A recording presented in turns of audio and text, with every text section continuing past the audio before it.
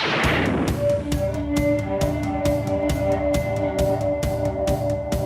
is the way. This is the way. This is the way. Rebel Force Radio presents There is only one way. The way of the Mandalore. The Mandalorian. After show. After show. I have spoken. This week, it's Sasha Banks, Christopher Lloyd, Jack Black, and Lizzo in the madcap adventures of The Mandalorian. I didn't know what I was watching with all of these cameos. It's an episode of The Mandalorian. It was some kind of variety show from the 70s. Am I watching the holiday special? Just when I thought I was in, they pulled me back out. And that's what this episode did. Pulled me back out. Some really fun things to look at. A lot of fun stuff. And there was some good adventure going on, and there were some things that were set up, which is great. But there were just so many interruptions for me in this episode. I just kept bouncing in, bouncing out. But that's all right. That's all right. There's always next week. There's always next week. That's the attitude you got to take. And I'm not here to whiz in anyone's Wheaties, but this wasn't my favorite. It wasn't my favorite. We'll find out what you all think here on the Rebel Force Radio Mandalorian After Show. Don't get mad.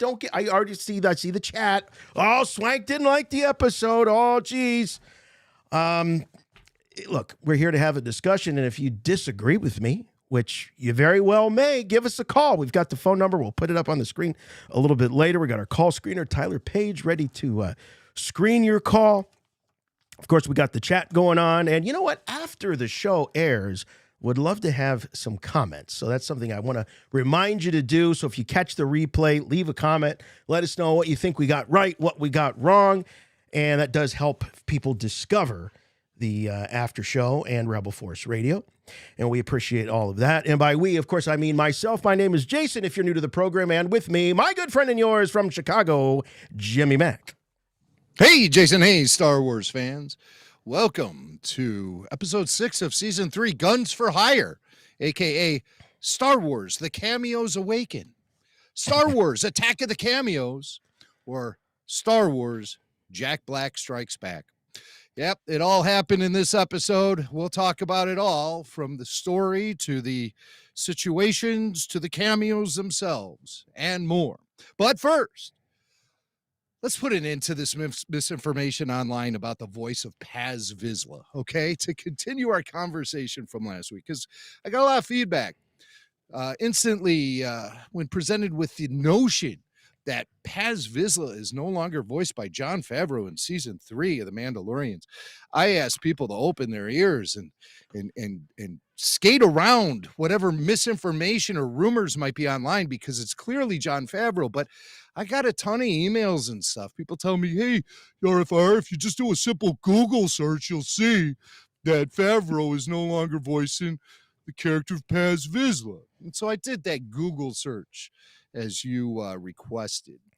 And people are right. Right away, as you see on Google, it says Tate Fletcher now voices Mandalorian, took over the role in season 3. And You mean Paz so Vizsla? You said Mandalorian. Oh, did I say Paz? Vizsla? Yeah. Paz. You said Mandalorian. Vizsla. No, you said he's voicing the Mandalorian. You mean Paz Vizsla, this Tate I'm going to call him the Pandalorian. Isn't that what John Kasdan said Fletcher. Lando Calrissian is now, a Pandalorian? I don't know. Well, last time we checked. Paz Vizsla. So there's a lot of moving parts here. So I'm sorry if I got confused right out of the gate. But we are talking about the voice of Paz Vizsla, voiced by Jon Favreau. If I Googled it, it said Tate Fletcher is now providing the voice for Paz Vizsla. So I found this to be confusing, and I wanted to search out the source of where this information is coming from. Misinformation, I might add. Misinformation.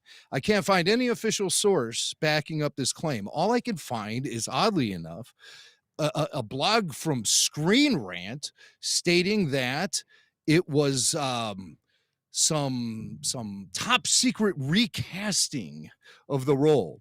The Mandalorian's hidden recasting hints at a major Din Djarin change. And in this article, it states that Paz Vizsla, voiced by Jon Favreau, has actually turned the role over to Tate Fletcher in season 3.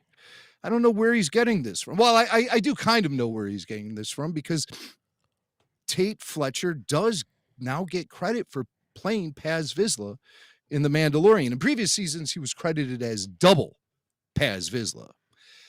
And now in this season, he's getting credit as playing the character. But also in this season, getting credit, so does Lateef Crowder and Brendan Wayne, who in previous seasons were credited as double Mandalorian.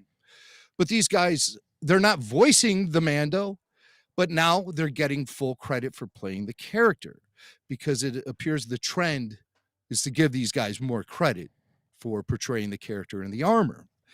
But the credit doesn't necessarily mean they do the voice acting. And Favreau has always voiced the character of Paz Vizsla uncredited. He always acknowledges it, that he does the voice when asked about it. Most recently on Jimmy Kimmel Live, when shown the Paz Vizsla Black Series action figure, Favreau confirmed that he does play the character. So why do people think it's Tate Fletcher? Well, it all goes back to this Screen Rant. It's so funny because last week somebody accused us of ripping off Screen Rant too. I mean, I never look at this page. The only time I go to it is when I'm trying to find the source of misinformation online, and it always leads me to Screen Rant. So I reached out to Lucasfilm to see what they had to say about this. Nada. They didn't respond, of course. But what complicates things is that Wikipedia picked up on this. Their editors added this as fact, citing the Screen Rant blog as their source of information, when it's not true. It's still Jon Favreau voicing the character. And to prove it to you guys, I'm gonna give you a little A/B voice comparison. First, you're gonna hear the voice of Paz Vizsla in episode 5, The Pirate, the most recent appearance of Paz Vizsla, when he gave that monologue about going to help Din because Din helped him, yada yada yada. And people were saying, no, that's not Jon Favreau. But let's put it back to back with Paz Vizsla's most recent appearance prior to that in the Book of Boba Fett, which nobody disputes is, nobody's saying it's not the voice of Jon Favreau. Nobody's disputing that. So we'll put them back to back. I separated them with beeps so you'll know the difference from when it jumps to one episode to another. First, you'll hear Paz Vizsla in The Mandalorian season 3. Then you'll hear Paz Vizsla in the Book of Boba Fett. And I'm telling you guys are not going to hear any difference. Let her roll. I was there on Navarro that night. I fought against Grief Karga and his hunters. I saw my brothers and sisters fall at the hands of the Imperial butchers that hunted us in the sewers. Maybe the Dark Saber belongs in someone else's hands. It was forged by my ancestor, founder of House Vizsla. I have had my disagreements with this man, but he risked his life to save my son. And Bo-Katan Kryze did not give up on my child's life, even when the rest of us did. Because you won it in combat, and now I will win it from you. I mean, it's indistinguishable. It's the same voice, same cadence, same tone. They may have put more filters on his voice if you compare it to season 1, but Paz Vizsla is voiced by Jon Favreau, and there's a lot of misinformation out there in the internet. I'm just telling you guys, use some critical thought next time somebody tries to spoon feed you something like this based on their own opinion, because it ain't true. That ain't Tate Fletcher. It's Jon Favreau. Tate Fletcher's in the suit. Tate's in the suit. Yeah, but he's not doing the voice. And if why would they have put Jon Favreau's face underneath the helmet on that Paz Vizsla action figure if he didn't have some major connection to the character? And the connection is he's done the voice and he's done it since the beginning, and it's a continuation of his Clone Wars role with pre-Vizsla. Why would he stop? Makes no Why sense. would he stop? Now, some people say, well, the children of the watch, they're going to embrace the idea of going around without a helmet on. So in that case, you'll see Tate Fletcher's face. But I don't know if that's the truth. I mean, why couldn't Jon Favreau be under that helmet? Just because, I mean, we've removed the helmet from The Mandalorian before and seen Pedro Pascal there. We don't see Lateef Crowder. We don't see Brendan Wayne. But those are the guys who are filling the suit 95% of the if that time. helmet ever comes off, it's going to be Jon Favreau. Yeah. Period. End of story. Again, Exactly. they wouldn't have committed to it in plastic. The hoops they got to jump through, all the clearances, all of that. That's we have spoken. The A-B comparison we just played, I mean, anybody who has ears can hear it's the same guy. Yeah. I mean, so you're telling me the stunt double somehow does this dead on Jon Favreau impersonation? What luck. It's ridiculous. Like, I So should probably have told you guys this, but it just goes to show you guys, don't believe everything you read on the internet. Unless you read it on rebelforceradio.com. We will never steer you suss wrong. out the source. Always suss out the source. All right, let's get to the tail of the tape. We're talking about Season 3, Episode 6, Chapter 22, Guns for Hire. And they picked, I think, a really good gun for hire here in the director, Bryce Dallas Howard, veteran of previous episodes of The Mandalorian, written by Jon Favreau, getting a solo writing credit there.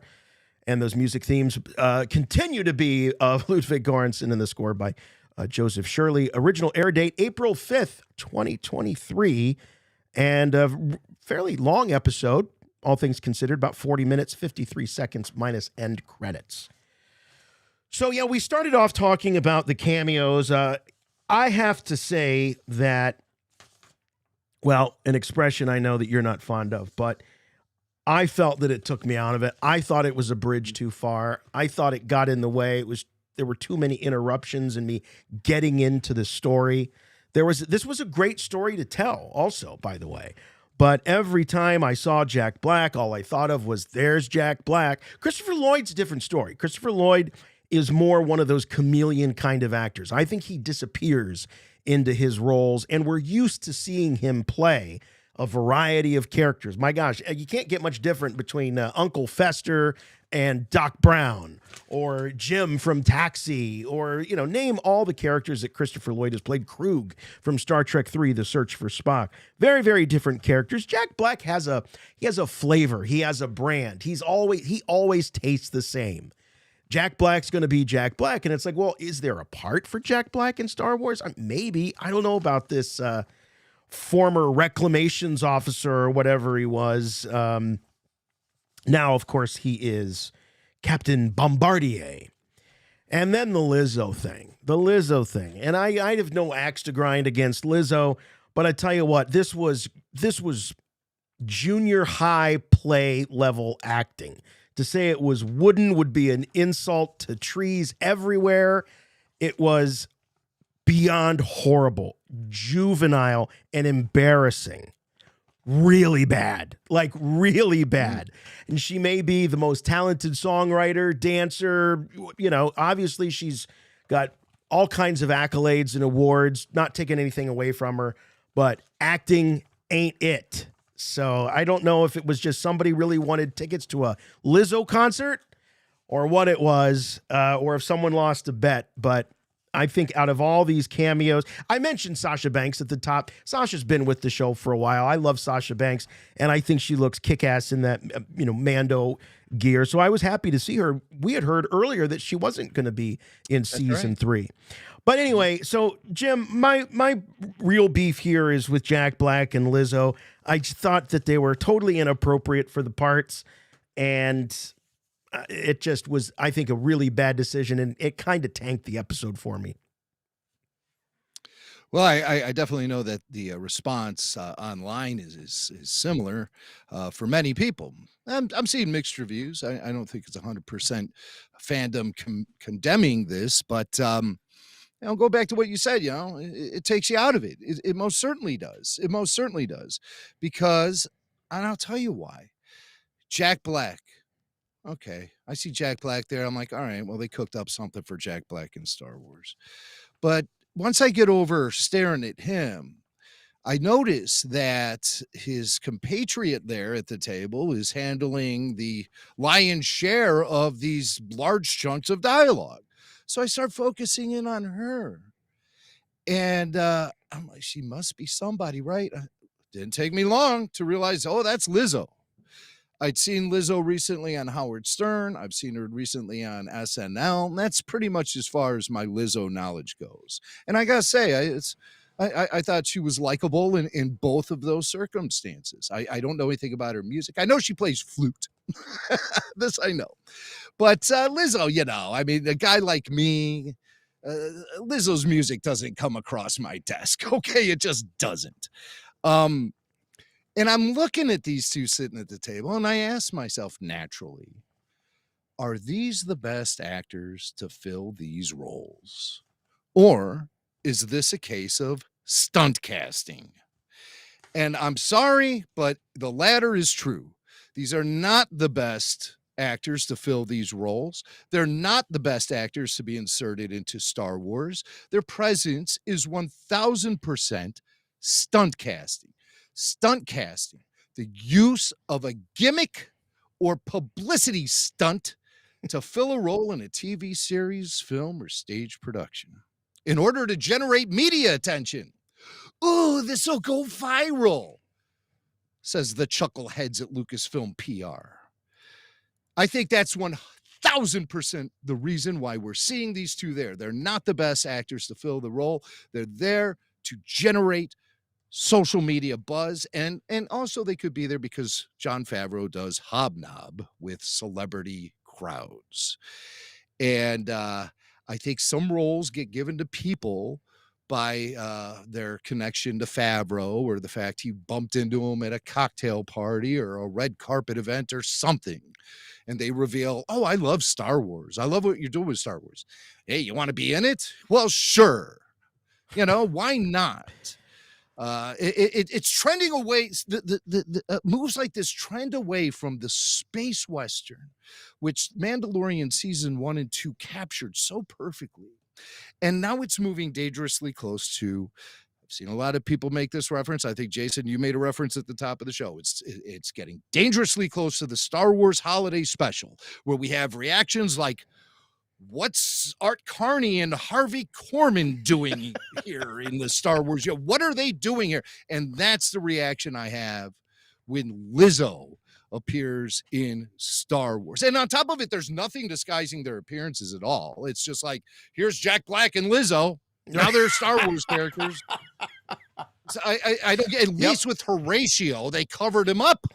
Right. They covered him up, you know? I mean, yes, I think these two just showed up on the set as is for their day of shooting. Well, I'm convinced that Lizzo was reading cue cards.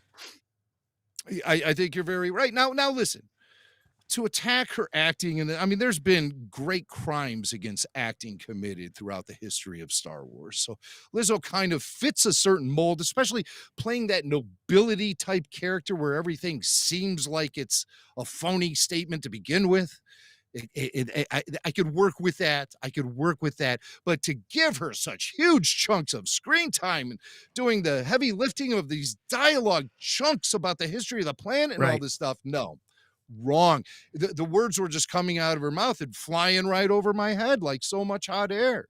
I also noticed this was not a cameo. I mean, neither one of these roles were cameo.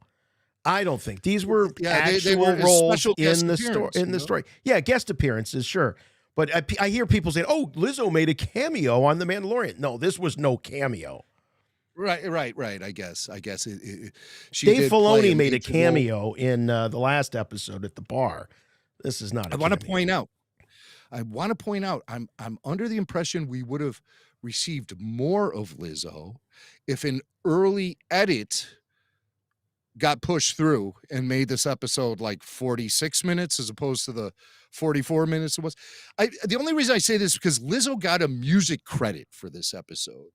She got a music credit as featured musician, appearing courtesy of Atlantic Records. It's there in the end credits. You'll see it there when they show all the music credits.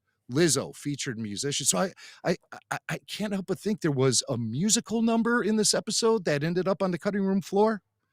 Perhaps because I scrolled through the rest of the episode. I don't hear any Lizzo music being played. So, You know, I said to myself after watching this the second time, the only thing that was missing was some sort of variety musical number.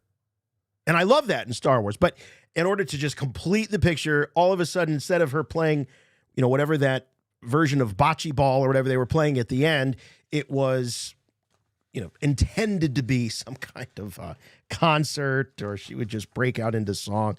Who knows? Who knows? I just don't think it served the story. That's all. I don't think that their casting did.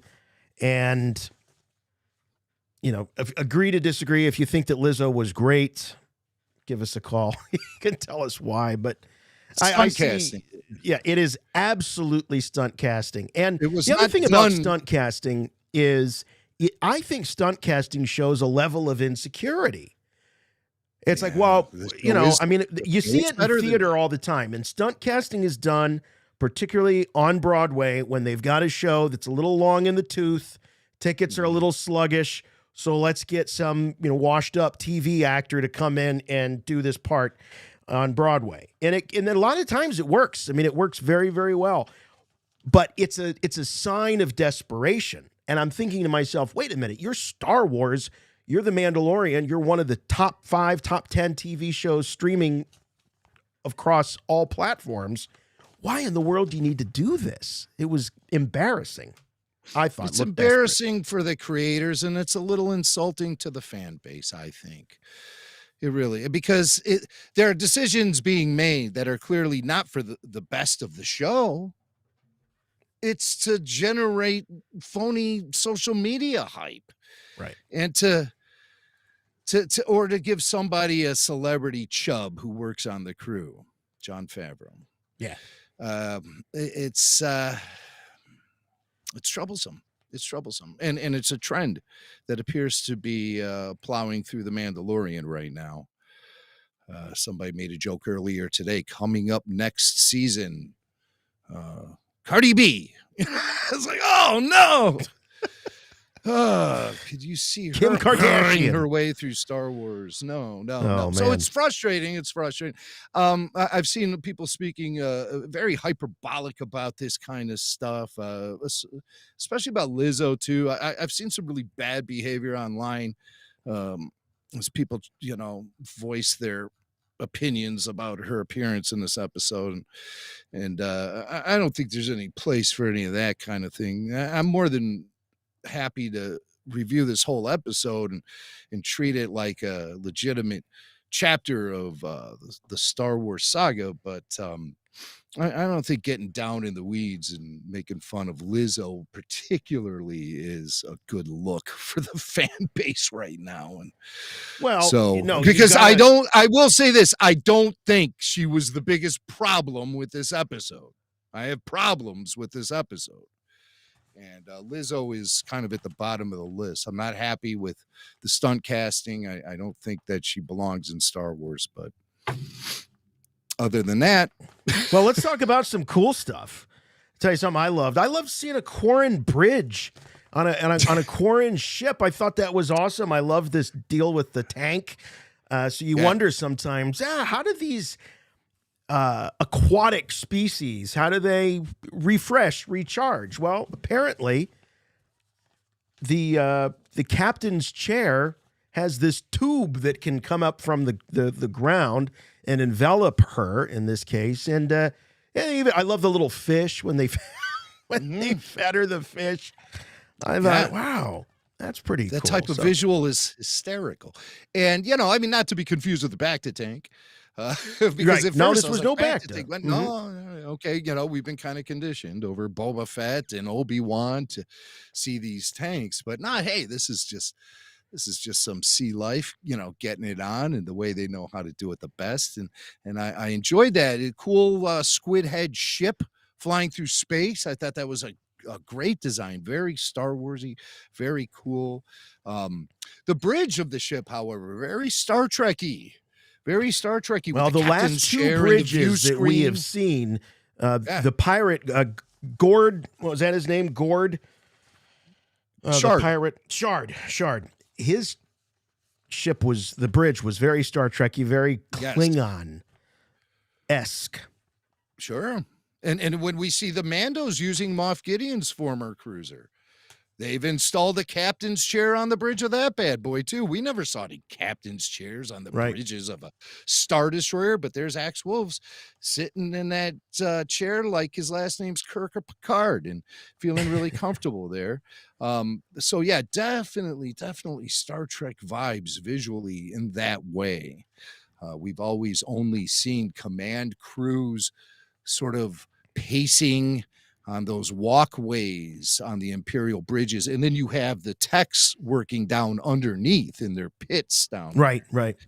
But here, just put everyone up on the bridge, give the captain a chair. Where's Mr. Data? Where's Mr. Worf? Let's punch this thing into warp 9 and get the job done. It is. I mean, it is interesting. I think that configuration of the chair, the captain's chair with the other chairs around, I think it is so embedded in our collective consciousness. I think it is just part of that visual language of a ship and the level of, the layers of command and all of that. I just, it's almost like it doesn't just belong to Star Trek now. It sort of belongs to like sci-fi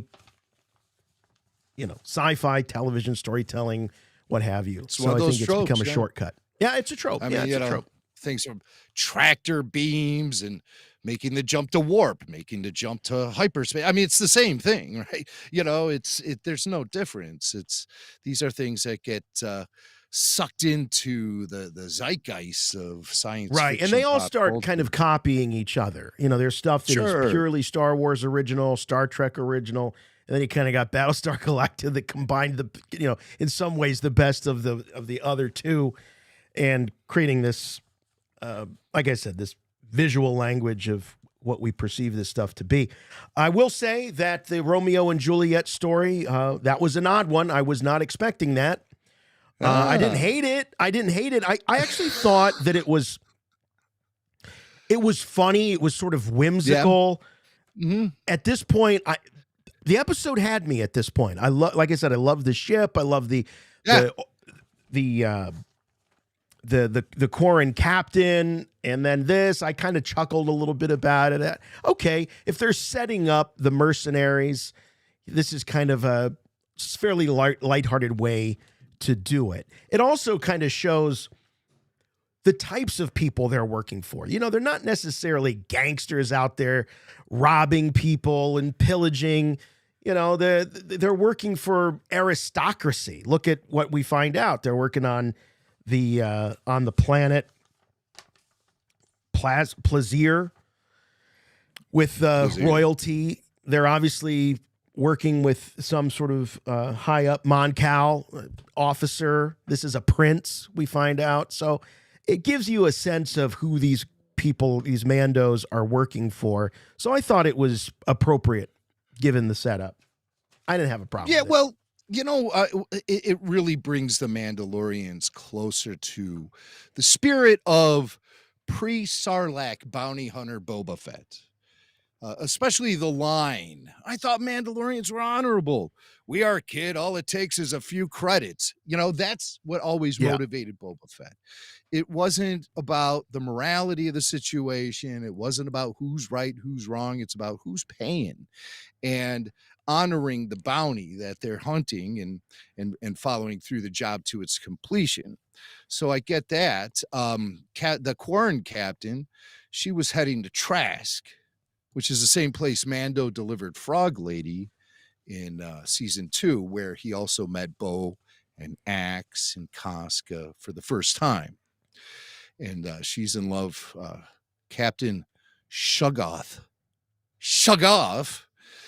She's in love with the Mon Cal Viceroy's son, and the Mandos were hired to bring him home. So I was like, hey, finally, a little traditional romance. It returns to Star Wars. Well, traditional for an aquarium, maybe, but look at the way those tentacles were little romance. kind of like, that caressing the romantic chin there. Yeah, that's something. Like, oh, I'm like Swank's eating this up. He's all cuddled up with his bowl of popcorn and maybe a Dove bar. He's watching That's this. right. And I had the he's just bonbons eating out. it up. No, I liked it. I thought that it worked for the setup to give us a sense of, where these Mandalorians are, who they're working for, the kinds of things that they're doing. I'm guessing that they were eloping or something. Anyway, but it was they were on the run. I think that he was a little more committed to the relationship than she was. She called it some sort of childish. As soon as they threatened her ship, she's like, "Yeah, you better. Why don't you get off? This is where this whole thing ends." Kind of an odd thing for her to say at that moment. It sort of diffused the drama at that point. It's like, oh, well, one of them doesn't care. One of them doesn't care. Why should I? That's how I feel. And that's how I feel about a few things watching this show. Why should I care? Yeah. And we'll get to that in a minute. I mean, this is when we start really boiling down the writing and the way that story ideas and plot are executed. And we're going to get into that. And it might not be pretty, some of the comments we're going to make, because this episode really has issues with it. And it has issues with it as far as the storytelling goes. It has issues with it as far as the acting goes. So those are two big strikes, man. And that being said, as a Star Wars fan, though, I still eat this crap up. I was thinking to myself, why should I care? All that stuff. And I'm like, I'll tell you why I care, because I'm a Star Wars fan, damn it. And I want to know everything about everything when it has to come to Star Wars. And so I cut it slack. But I'm also very critical of this episode. Plazier. Even the name Plazier is like an ugly sounding term. They couldn't have come up with a cooler name for what rhymes with brazier? Quick. Plazier? Okay, yeah, let's go for it. I mean, come on, guys. Try a little harder. Plazier 15. It's not even a sexy number they attach to it. 15. Yeah. Well, what do we know about Plazier? We know that it's a direct democracy. They go out of their way to say that multiple times. We know that it is a sort of a hybrid where you have royalty and you have elections. That's, familiar in our own universe. But the one thing that makes it sort of interesting is, given Bombardier's history as an Imperial, it limits some of the things that they can do. Now, it is an independent system. So this is where I started to get a little bit confused. It's an independent system, yet they are bound by the New Republic's rules, which say that because of his imperial past, there can be no weapons in the domed city. They cannot have any military or anything resembling a military inside the city. So the Mandalorians that they have hired to protect their planet can't even come into the city. Yeah, so I don't get it either. I don't get it either, because Jack Black, Captain Bombardier, he's a former Imperial Facilities Planning Officer. Now he's in the New Republic Amnesty Program, and they assigned him to the planet Plazier 15, a planet that is outside of the actual New Republic itself, an independent system. Right. So they send him there to help rebuild the planet. I don't understand. Now, the planet itself had been oppressed due to the Imperial presence. And so the Empire wiped out a lot of their resources and facilities and industry and all of that stuff. That's what I think. Because the Duchess says she comes from nobility. They were rulers of the planet before the Empire. The Empire showed up. They suffered under Imperial rule. Then the Empire was defeated. The New Republic, for some reason, sent Jack Black out there to... it gets very confusing. They sent Jack Black out there to help rebuild their society. What did you say? Again, I said why he was does in the New reclamations. Republic care? That was Tim Meadows. What was Jack Black's? What was his vocation there in the Empire? He was oh my God. He was a facilitator of some sort. He was a facility facilitator at a facility for the Empire. So it really has no meaning. It's not. It means nothing, right? It doesn't give us any nothing. clues as to who this guy is or anything other than he's a former Imperial. So I don't get the New Republic connection here. Why would the New Republic send somebody in their amnesty program, a former Imperial, to a planet that is not within the New Republic itself, but it's an independent? And so their own people are the ones who came up with the idea of the charter and the independence and the independent government and everything. And they're the ones who made the rules about no military and stuff. That's not New Republic stuff. That's the democracy of Plazier at play. That's what they voted on, is what they say. And with Jack Black being there, I guess his connection to the Empire makes it a nervous situation for the population. So, well, how do we wait? How do we know that they're not having guns and not allowing the military inside the city walls was the result of a direct vote? Because they say that's their charter dictates that, and their charter. Their charter would come from the government, so it would come from the New Republic. From their government. I don't know. I don't think they would have it. No, I think you would have a charter that would then go off and legitimize you to an overarching body. That's what I think. I thought the overarching body was part of the planet Plazier and part of the new democracy that they instilled.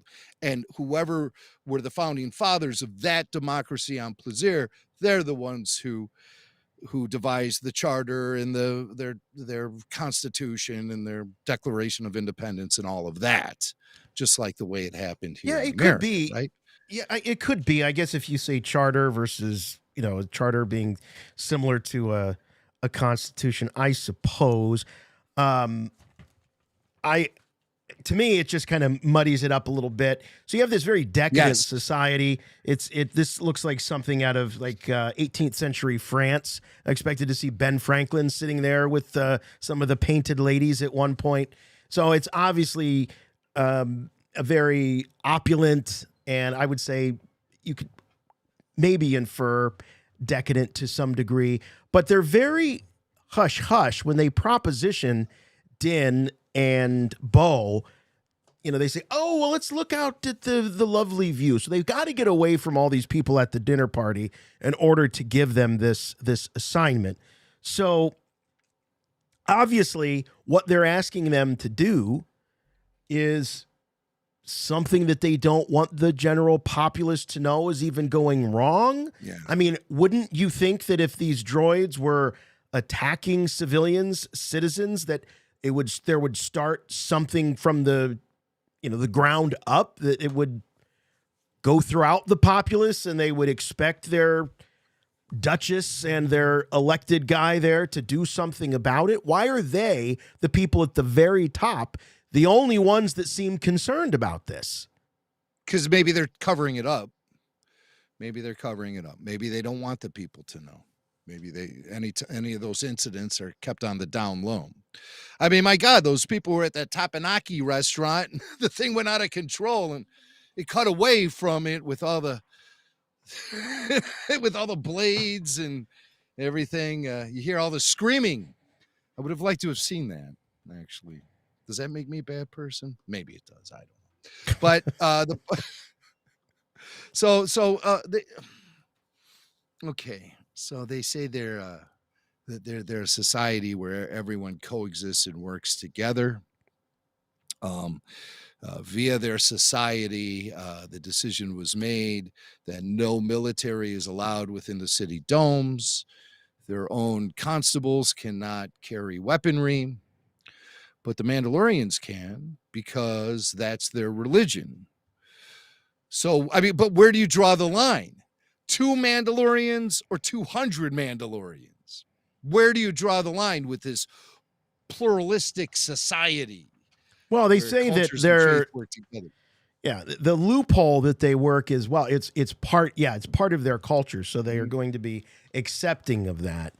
And I guess, 2 is not a big deal. A dozen is a bigger deal. Well, that's a military, That's I- a full-on army, and I and guess. So I guess the fact it all that comes down to numbers. It's a loophole. the fact that I'm questioning it, I think, just shows some of the sloppiness here, and Yeah, that's exactamundo. the problem that I have. Exactly. It's almost too complex of a story to be told within the framework of this particular episode almost. It makes you yearn for the days of the slow burn of Andor a little bit, doesn't it? Yeah, a little As bit. opposed to everything just hitting you upside the head at once, and you're sitting there trying to figure it out. And then once you figure it out, you say to yourself, well, why do I care? Yeah. Why do I even care? Yeah, What do I well, care if these you- droids are mowing down all these rich people living a fat life on the planet Brazier? I don't care. I really don't. There's no investment for me in this story. And I also know that what happens on that planet doesn't matter to Din or the Mando or Baby Yoda either. They can just leave. Right. They can just leave. There are no consequences. Although, here's, I was going to save this towards the end, but I want to bring it up now because this is another problem that I'm having. This is more with the whole season. Is, whether it be Gideon's escape, or Bo seeing the mythosaur, or the fate of the Dark Saber. They build up, a little bit of this drama, that they drop it, and then they resolve it in the most unsatisfying way possible. Here we're thinking that the fate of the Dark Saber is going to be decided by some sort of battle, or that there's going to be some major drama surrounding it. 2 weeks ago, I was saying, wait a minute, didn't Bo-Katan win the Dark Saber? Technically, she defeated the thing that defeated Din. He lost his saber, and others were saying, oh, well, it just kind of fell out. It doesn't really count. But apparently it does. We find out at the end of this episode, that's the exact logic that he uses to give them sway. There's no evidence or anything to suggest in previous episodes that was even in play. So it's almost like they're writing they're writing this show chronologically, and they get to this point and they go, oh God, you know what? We forgot to give Bo the Dark Saber. How are we going to do that? Hey, remember when? That's what this feels like. It really does feel.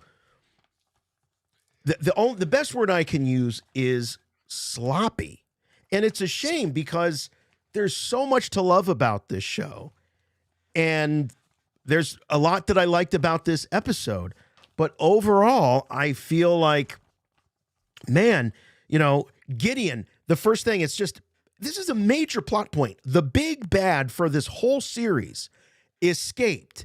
And it's just the first time you hear about it, it's just like this throwaway line. Yes. And then you hear about it a second time. Right, you do. You hear about it. They show you the discovery of the shuttle. Then they show you the discovery of the shuttle. That's exactly right. That should have been the first clue. The shuttle, right. Because by the time you get to the shuttle, it's like, oh yeah, I guess that's the shuttle that he was in. Because you're prepared for the fact that he was sprung, most likely. Now, they do give you that little twist with the Beskar and in potentially framing Mandalorians, or now we can assume that maybe it was these mercenaries. I don't know. Maybe this was their last gig before they got hired to break up that romance between the Quarren and the Moncal. We don't know. The duel for the Dark Saber. Yeah. Which was the end of this episode. It's where this whole episode led to. The duel for the Dark Saber could have been more anticlimactic, Been waiting 2.5 years for this? Anticlimactic, predictable, no drama, no tension, no conflict.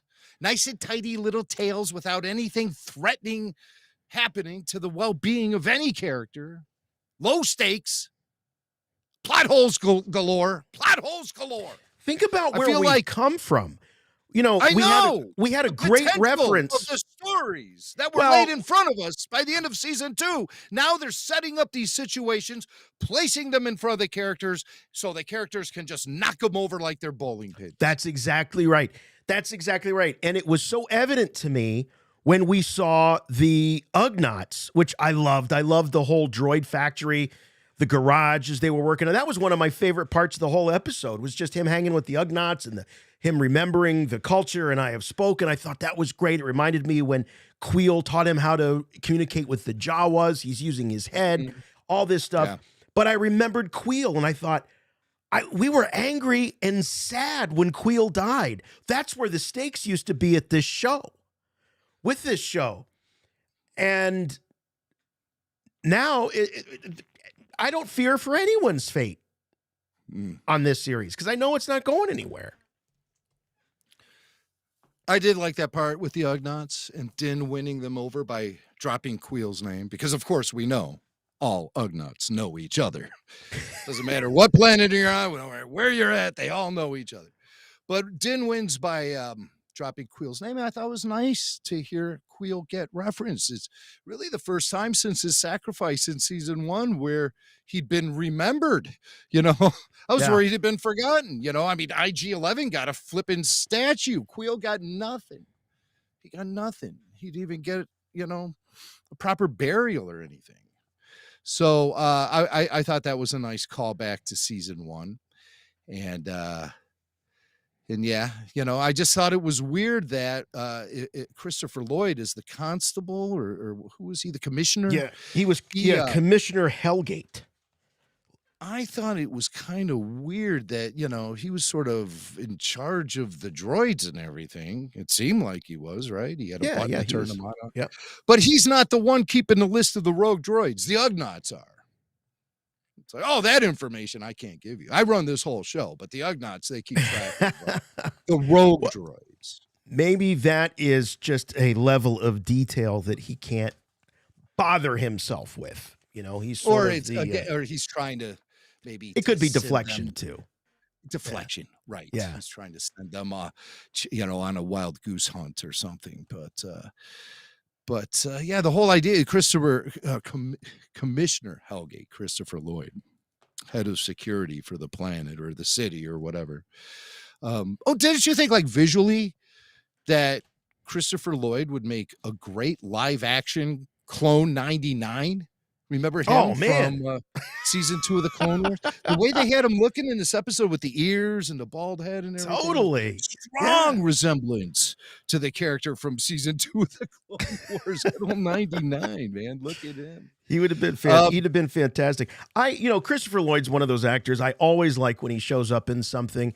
I had no issues with it. And, you know, again, not to harp on Lizzo's acting, but I was sitting there saying, okay, because I stopped myself and go, okay, am I being too harsh on this? Should I lighten up? And I'm watching the scene at the very end when you've got Lizzo there and Christopher Lloyd and her lines and his lines. And it's like, you couldn't get a bigger difference in the quality of the spoken word between Lizzo and Lloyd. And it was fairly simple dialogue, but it's just that thing. It's why we call them artists. It's why we call them actors. It's why we pay them a lot of money. And it's why it takes a certain amount of talent. I'm sure Christopher Lloyd couldn't write a hit song to save his life. But, you know, I don't have Chris Lloyd coming into your Lizzo albums to wreck those. So, anyway. Well, you know, the unfortunate thing is his character just did not have too much meat on the bones. It wasn't much for Christopher Lloyd to really sink his teeth into. I think he gave it a try, though. You know, his speech.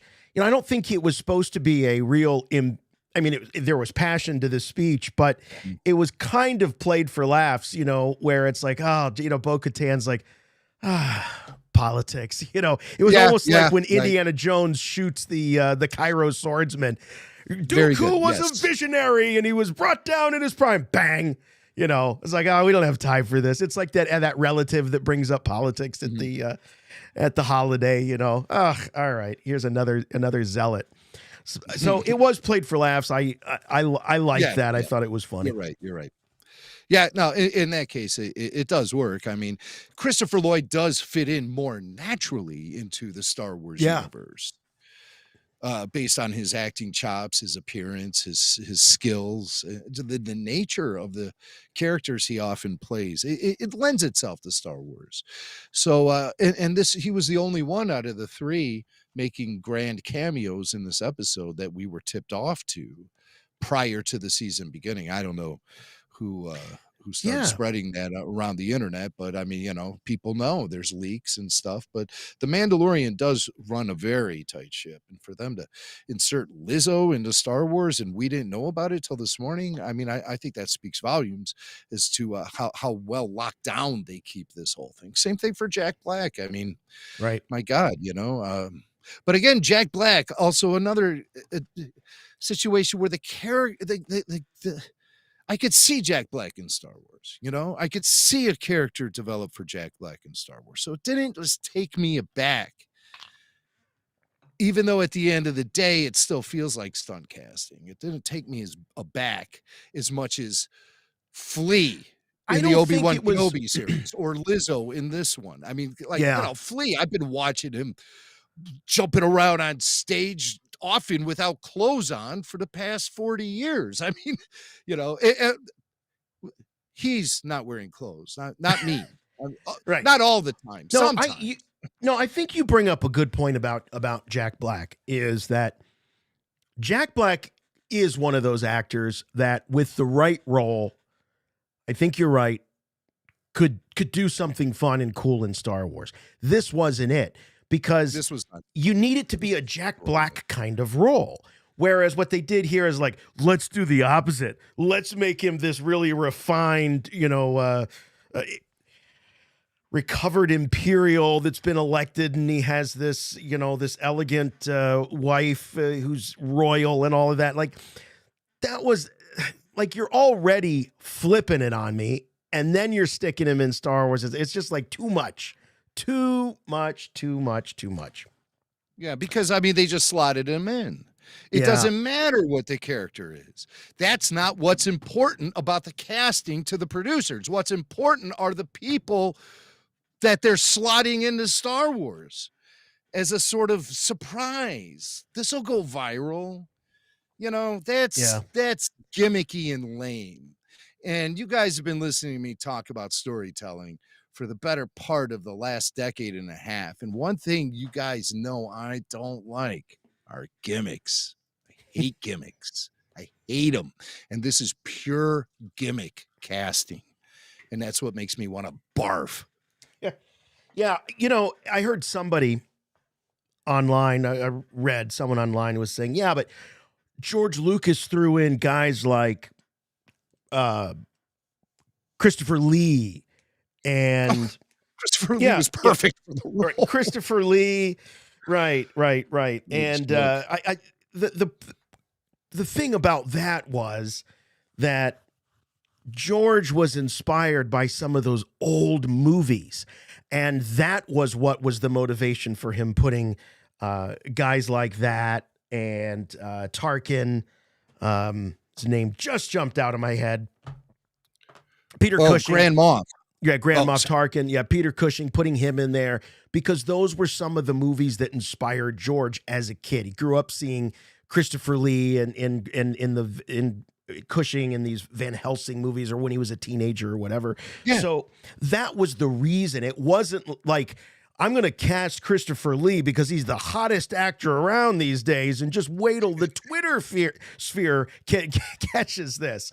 It had nothing to do with that. Yeah. It had nothing to do with that. It was a callback to films of the past. It was the synergy of, you know, having another guy from the Hammer horror films starring in the second of the then two Star Wars trilogies. And so there was a synergy there. And Christopher Lee was just damn perfect for that role. So, yeah, he nailed it. And so did Peter Cushing. So did Sam Jackson. That could be considered maybe stunt casting, because Sam did go on the talk show circuit and say he wanted to be in Star Wars. But to George Lucas wouldn't have said yes unless he believed Sam Jackson was Mace Windu. And it wouldn't have just been like, oh yeah, we'll find something for Sam. No, George heard about Sam Jackson and said, well, you know what? Mace Windu would be perfect for Sam. Why not? Let's bring him on board. So the role lent itself to the actor. There is nothing that lends itself to Jack Black or Lizzo in this episode.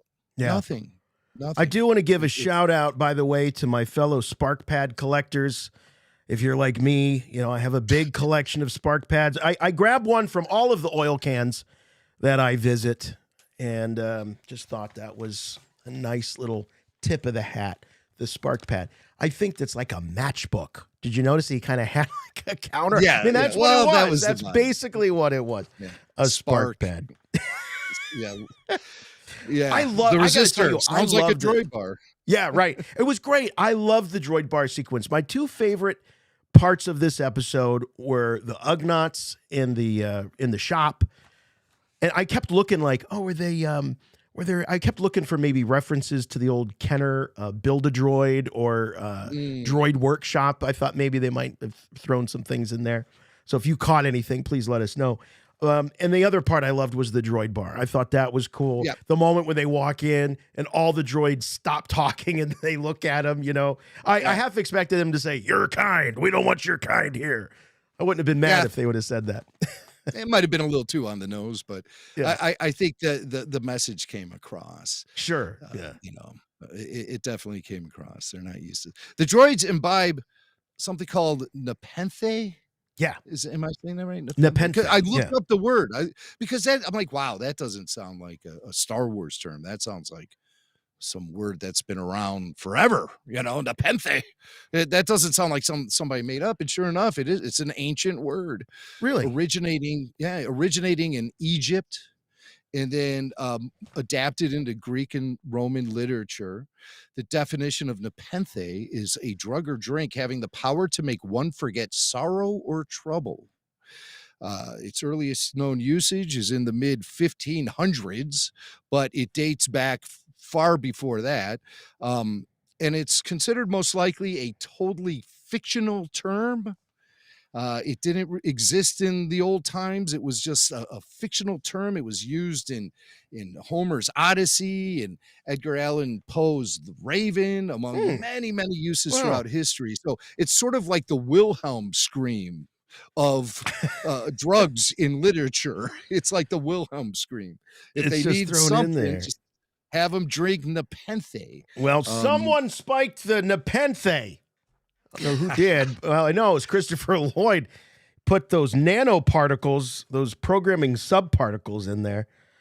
Yes. Well, that's what they're supposed to do. It's supposed to. I thought this was kind of a cool thing. So not only is it a lubricant for their hardware, but it's also a refresher.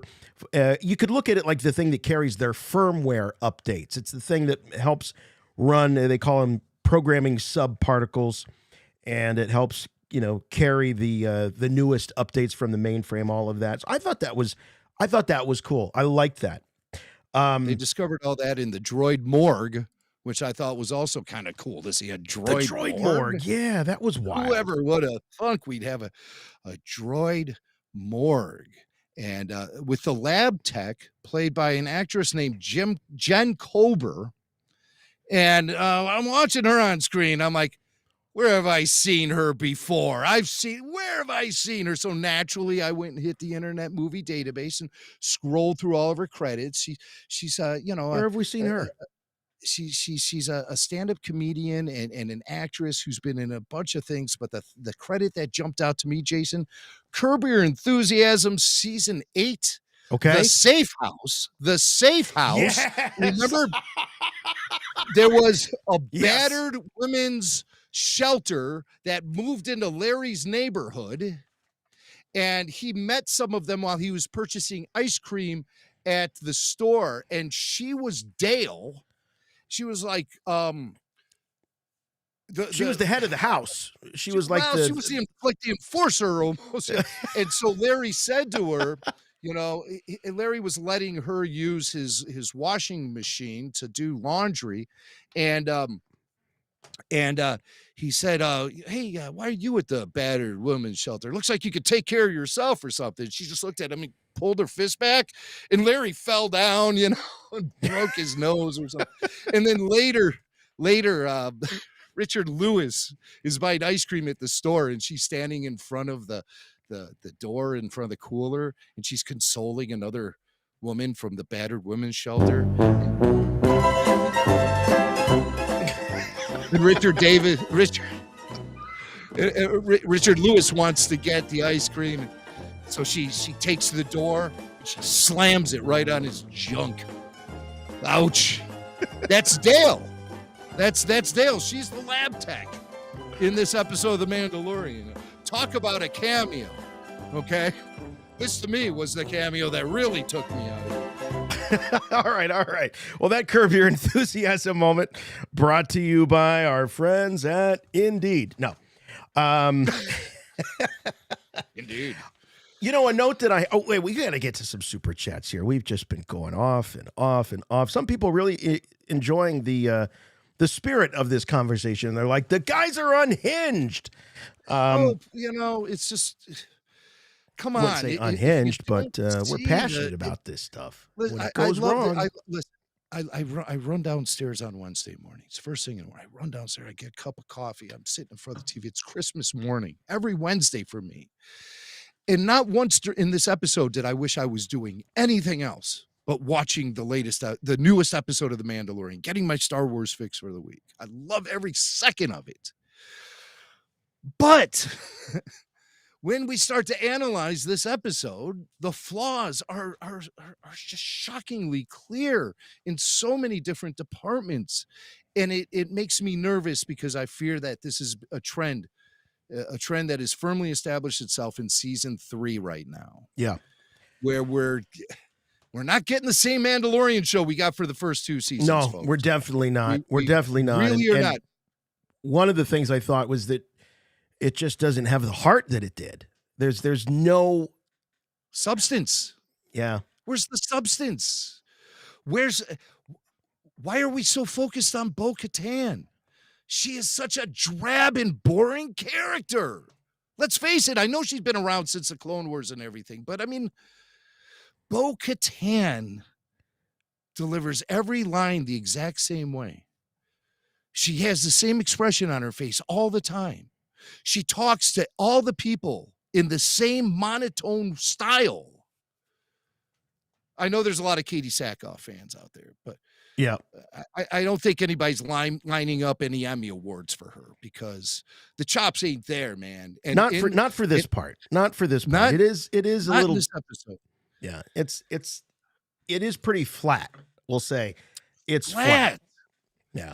And Din Djarin and the relationship he had with Grogu, I mean, that's the formula. They've strayed away from the formula. Bo-Katan is a very bland, one-dimensional character. She doesn't. I think she's a great supporting character. She's not a lead.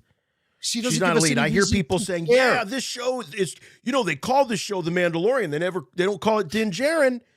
You don't know who the Mandalorian is. Now it's Bo-Katan, and I'm like, okay, well, let's see how that works out for you. No. Let's get back to the things that made this show such a hit. Let's get back to the focus on Din in Grogu. Give me the Mandalorian, not the Mandalorians. Yeah, I don't want that. I mean, the Mandalorians, enough of the Mandalorians already. From the Karen Travis novels to the Clone Wars to Rebels and this show, enough. Their history is not compelling enough for me to care. I want the personal stories, the real stories about people, not this lifestyle of these weird. They don't take their helmets off. It's not hating Star Wars either. It's giving a crap about Star Wars. It's caring.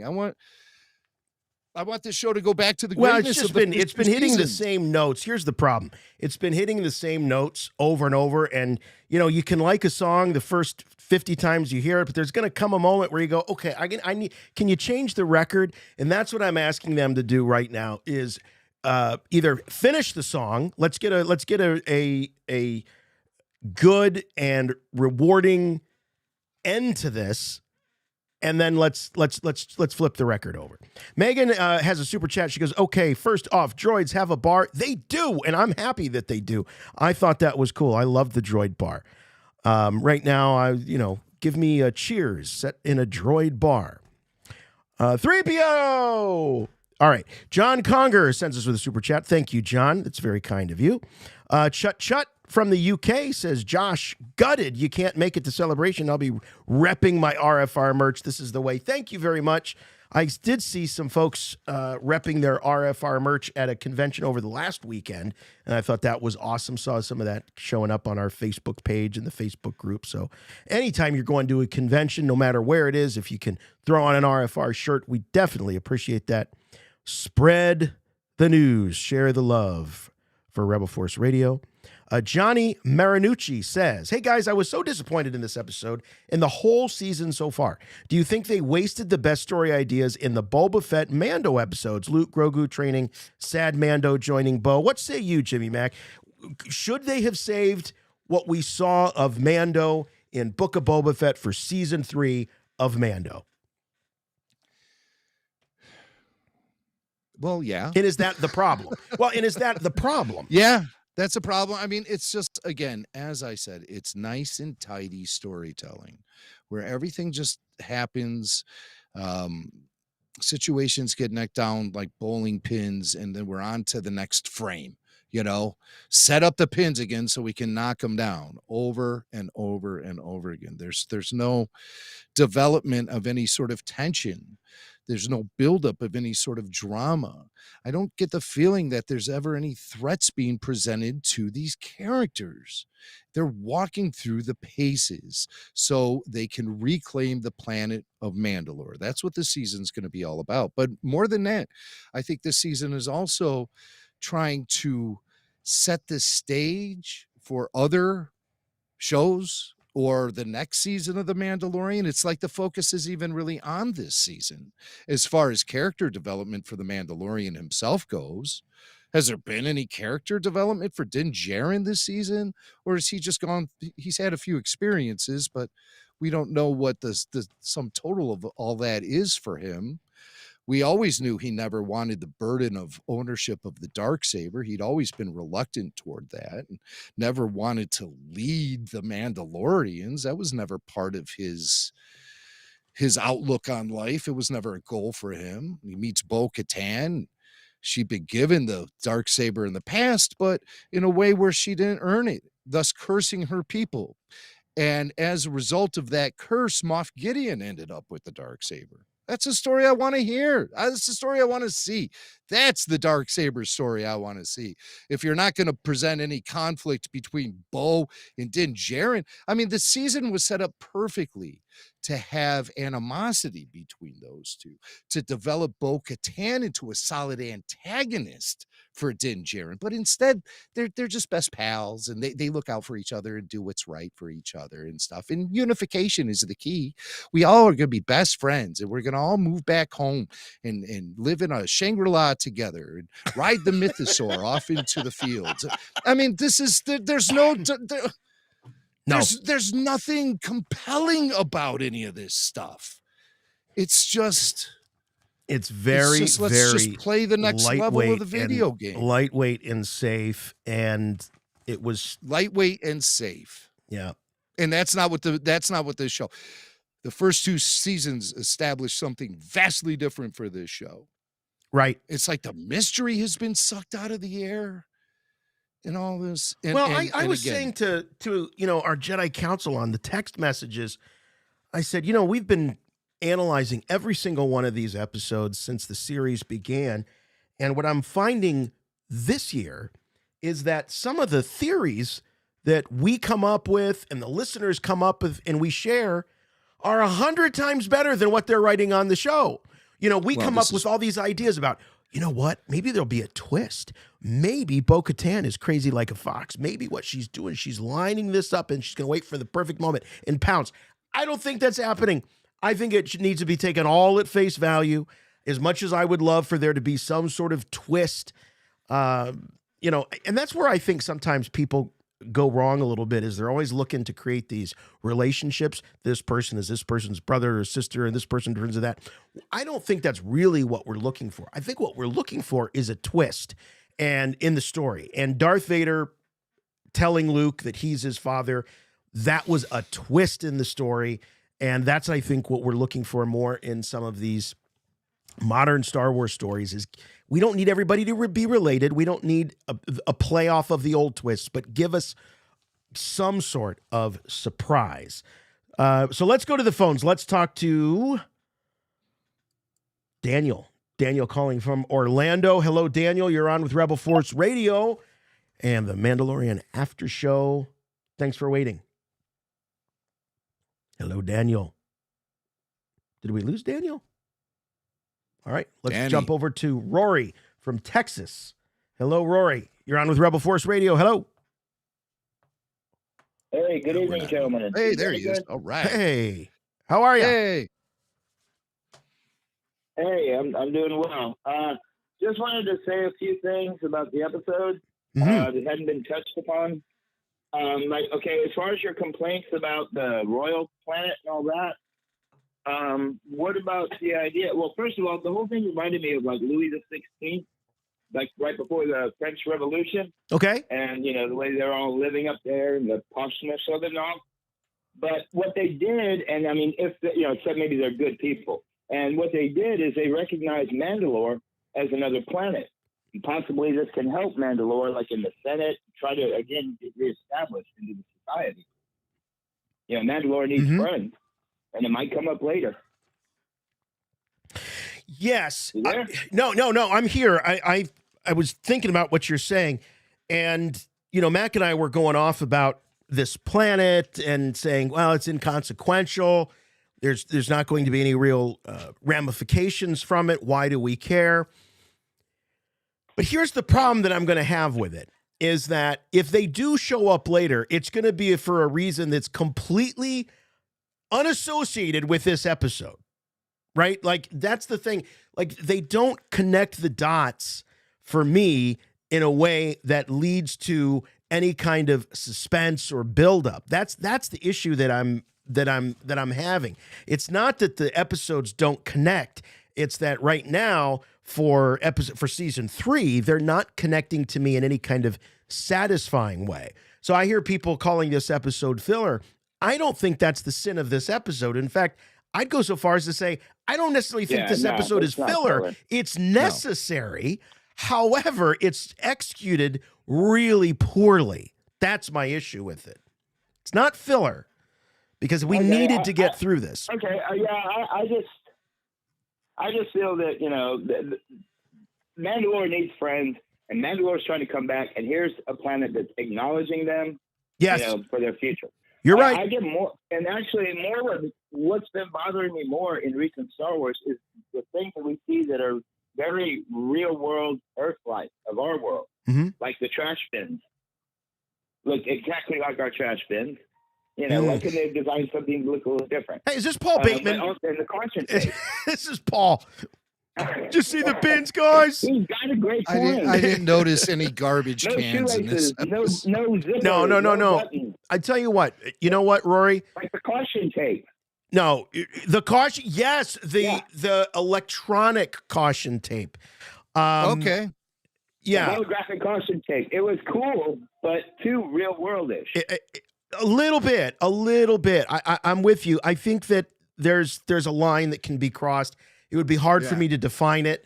It's just one of those things, like other things in life, you know it when you see it. And it was unnecessary. Why make a big deal about taping off the crime scene if you're not going to interrogate Din, interrogate Bo, show inspectors there? You know, it was just. I did like the little police robot. Yeah, I like the little Those police robot guys. constable droids. Yeah, I liked thought it. I mean, remembered liked them it. from I liked the Clone Wars. visual. I went back and I couldn't find a reference to them in Clone Wars, but the constable droids were anthropomorphic. They were different. Right. Yeah. Well, here's my last point about the episode, which I have heard nobody make a mention of anywhere, is Logan's Run. The 1976 movie, Logan's Run. The domed cities, the transportation tubes, and even Dr. Ball going crazy and zapping lasers everywhere with his arms hanging out and all. Yeah, I see that. So much derivative of Logan's Run. Yeah, I haven't seen that. Max agreeing. I haven't seen it, so it's not a good show. I never the thought reference it was good. is lost on me, but Logan's Run it's very poorly points. dated too. If you try to watch one of those episodes nowadays, you're gonna be bored to tears. Logan's Run, but I get what he's saying. Also, I was getting vibes like I was taking the monorail into Tomorrowland. Dude, I had the same note. I thought that Plazier was another word for Disney World, and I was heading into Epcot in that big dome. And I was on that monorail. The last time I was there, it was malfunctioning, and so I had to wait for the big boat. I will say, things that we've been very critical about in this episode. There are things to appreciate from this episode. And the thing I appreciate is there's like a lot of moving parts to this episode. We jump around from cool locations, from the Squid Head ship to the bridge of the Imperial cruiser to the cockpit of Bo-Star ship to locations all over the city and the outskirts of the city. You ride the rail into the city and you see how about all those extras sequence in the night sequence, the chase. They a lot of times it gets a little sparse, but man, there were a ton of extras for this episode, and I loved it. Plazier felt more populated than Coruscant did last week, to tell you the truth. It really felt dense and crowded, and I thought that was great. Yeah, usually they max out at about 30 or 35 people per scene, and the sad thing is like last week when all the citizens were running out of the town of Navarro, or the city on Navarro, it really looked like a very limited amount of people there. They didn't do a good job of shooting the crowd, It looked like just a group of 30 people all running out in haphazard direction. 30 on a good day. I'm thinking like 17 people in that whole city. Yeah, and there's different ways to shoot it to make it look more populated, getting tighter shots, getting shots from like the ground up to the knees, so you see just people run, just feet going by. I mean, there's all different ways you can do it, and I think they missed the mark last week. This week, by making this Plazier planet look populated, with cool aliens and droids everywhere. I'd be remiss if we didn't. Let's talk real quick about the aliens. I got a shot up here on the screen of this dinner party. You got a couple of the frog lady species. You've got a Bith there. You have an Ishi Tib. You got a Hammerhead. All my favorites. They're all love there. This. I mean, these are the aliens we didn't get in the sequel trilogy for the most part. So, you got a little Nine Numb there. Little Nine Numb down there. There's a Rodian. If we zoom in closely, got a Hammerhead. You got a blue Rodian, which I don't ever recall seeing before. Red Rodians kind of came into vogue like around 5 years ago. I think we saw the first one ever in Solo. I wish I got a better shot of this guard, Jim. I saw it on the second viewing because she's wearing stormtrooper gear. But it's sort of adorned with maybe some of the more traditional Plazier soft goods on top. But I thought that was kind of cool. So they're reusing the stormtrooper armor for their security. I agree with that. Those are that's like one of those little visual treats you get. So when your eyes are darting into every inch and corner of the frame for shots like this, and you spot these ceremonial guards there, they're wearing stormtrooper gear with cloth and sash and other accoutrement of nobility. Yeah. And they're not armed because that's already been stated. But they serve that purpose. So it's like this reward you get for checking out every square inch of the frame, and you could pick out something like that and say, There was so much to see in this episode. This is where the episode really shined, were the visuals. Yes. I complained a lot about the J.J. Abrams films because he had a tendency to rush through the locations. And Lucas was always good at establishing shots and giving you just some shots of like the normal activity of the citizens of whatever planet you're on, just to get a feel for how life is on that planet. I felt like J.J. Abrams really rushed through those setup moments in his films of the sequel trilogy. And I don't even think Rian Johnson even tried. No, I should say that. I mean, even in Canto Bight, he had some decent establishing shots where you sort of got the vibe. So I'll take that back. But I think J.J. rushed through a lot. Here, we really got to know this planet and this city. Fully immersive Star Wars experience, getting to know this place. And I really appreciated that a great deal. So this review isn't all about crapping all over this episode, folks. I mean, as a Star Wars fan, I got a lot out of it. But as somebody who is a critical thinker about the way stories are executed in pop culture, I have hangups about the way certain things went down in not only this episode, but in a way that I can sum up season 3 in a way that I'm beginning to feel like we'll be looking at this season going, it was a fun ride, but the storytelling execution really left a lot to be desired. Yeah, for sure. Oh, here's some lovely inhabitants here of the town. I thought this was a cool shot. And that sequence with the runaway super battle droid, I really enjoyed that. I mean, what it did for me was kind of validated how scary these things, you could see the havoc that just one runaway super battle droid could inflict, throwing these heavy objects at people and all of that. And then I think of the Jedi and the clone troopers going up against thousands of these at a time. You really, to me, it felt very weighty seeing them in live action. I know we saw some of them in live action in the prequels, but I don't know. There was something more. They were moving they like seemed this. more real. No, you're absolutely right. They were not moving like that. So That I love that. He was like watching O.J. Simpson run through the airport. It was like watching a Jawa chase a pile of scrap. It was, Right. It was very intense, very much like watching a fullback run toward the end zone. And, I did know people were saying, since when do super battle droids run like that? Well, I mean, whoever said they couldn't. And also, it was noted that the Ugnaughts can really do some incredible things as far as droid maintenance and repair goes. I believe they call it droid smithing. Droid is the smithing. word. So maybe they put a little extra mojo into the battle droids or something, give them some real speed. I got no problem with that. I thought it was executed pretty well. I really enjoyed watching that chase sequence.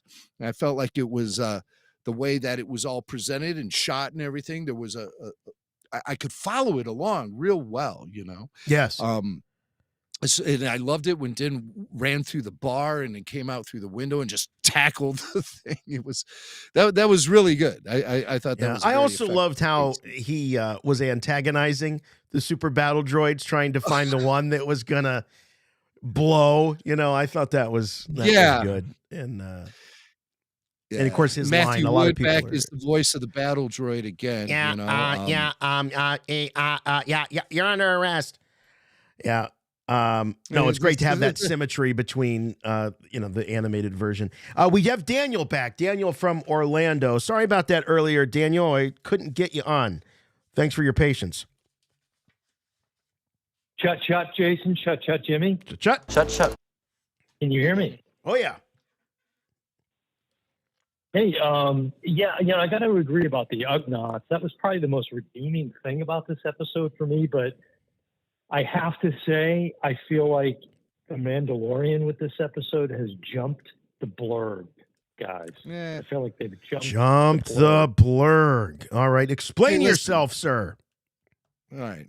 Let him explain himself. Again, it's everything that you talked about at the beginning. It's just like as soon as I saw from a distance Jack Black at the end of that table, I just thought, oh God. And I didn't even realize until I looked at the credits after the fact about Lizzo, but the acting, as you said, was just so embarrassingly bad. I mean, one of the only things I can hope is that we get some sort of new monorail ride at Epcot. I live in Orlando, so I would love to have that bullet train that they had at Plazier. Maybe they'll take it as inspiration. One thing, yeah. Well, I just wanted to get your thoughts on Bryce Dallas Howard, having directed this episode. I wasn't a huge fan of the episode she directed previously, but, while I was on hold, I wasn't hearing a whole lot of it. And I just wondered if you haven't commented already, just kind of your thoughts on the directing of the episode. Well, Mac alluded to it a moment ago, and he's talking about the chase sequence, and I assume she directed the chase sequence. I thought that in terms of the pacing of the episode and how it went, it was kind of this sort of whodunit. It was pretty simplistic. I mean, it was like a Scooby-Doo episode because the most obvious guy ended up being the culprit. It's like Commissioner Hellgate when they take the mask off. But I thought her directing of it was great. I thought the pacing of it was good. I thought that A to B to C to D to E, in establishing the mystery was great. I have no complaints with Bryce Dallas Howard, except for the fact that she is ultimately responsible as the director for the performance of her actors. And I think that a few of them needed some extra takes. That's my problem with Bryce in this episode. As far as her telling the story, not a problem. I have no thoughts one way or another on Bryce Dallas Howard. She just is just like all the other Mandalorian directors in my book. I don't know. I agree with Jason. The acting kind of falls on her a little bit, but I mean, I see people. Oh, she's so great. She's so wonderful. Yeah, I get it. She's Ron Howard's daughter. I get it. She comes with a built-in fan base, but she's never done anything really to me that I consider to be out of the ordinary spectacular for Star Wars. She's done her job. She's directed episodes and I mean, I know some didn't like the season 1 episode she did with the villagers, the ones who were fishing for shrimp and all of that, and they were under attack from the Imperial Walkers. I've heard people critique that. I like the second season episode she directed. The Passenger, was it The Passenger? It was the one I alluded to before with the activity on Trask and Bo meets the Frog Lady episode. The Frog Lady. Yeah.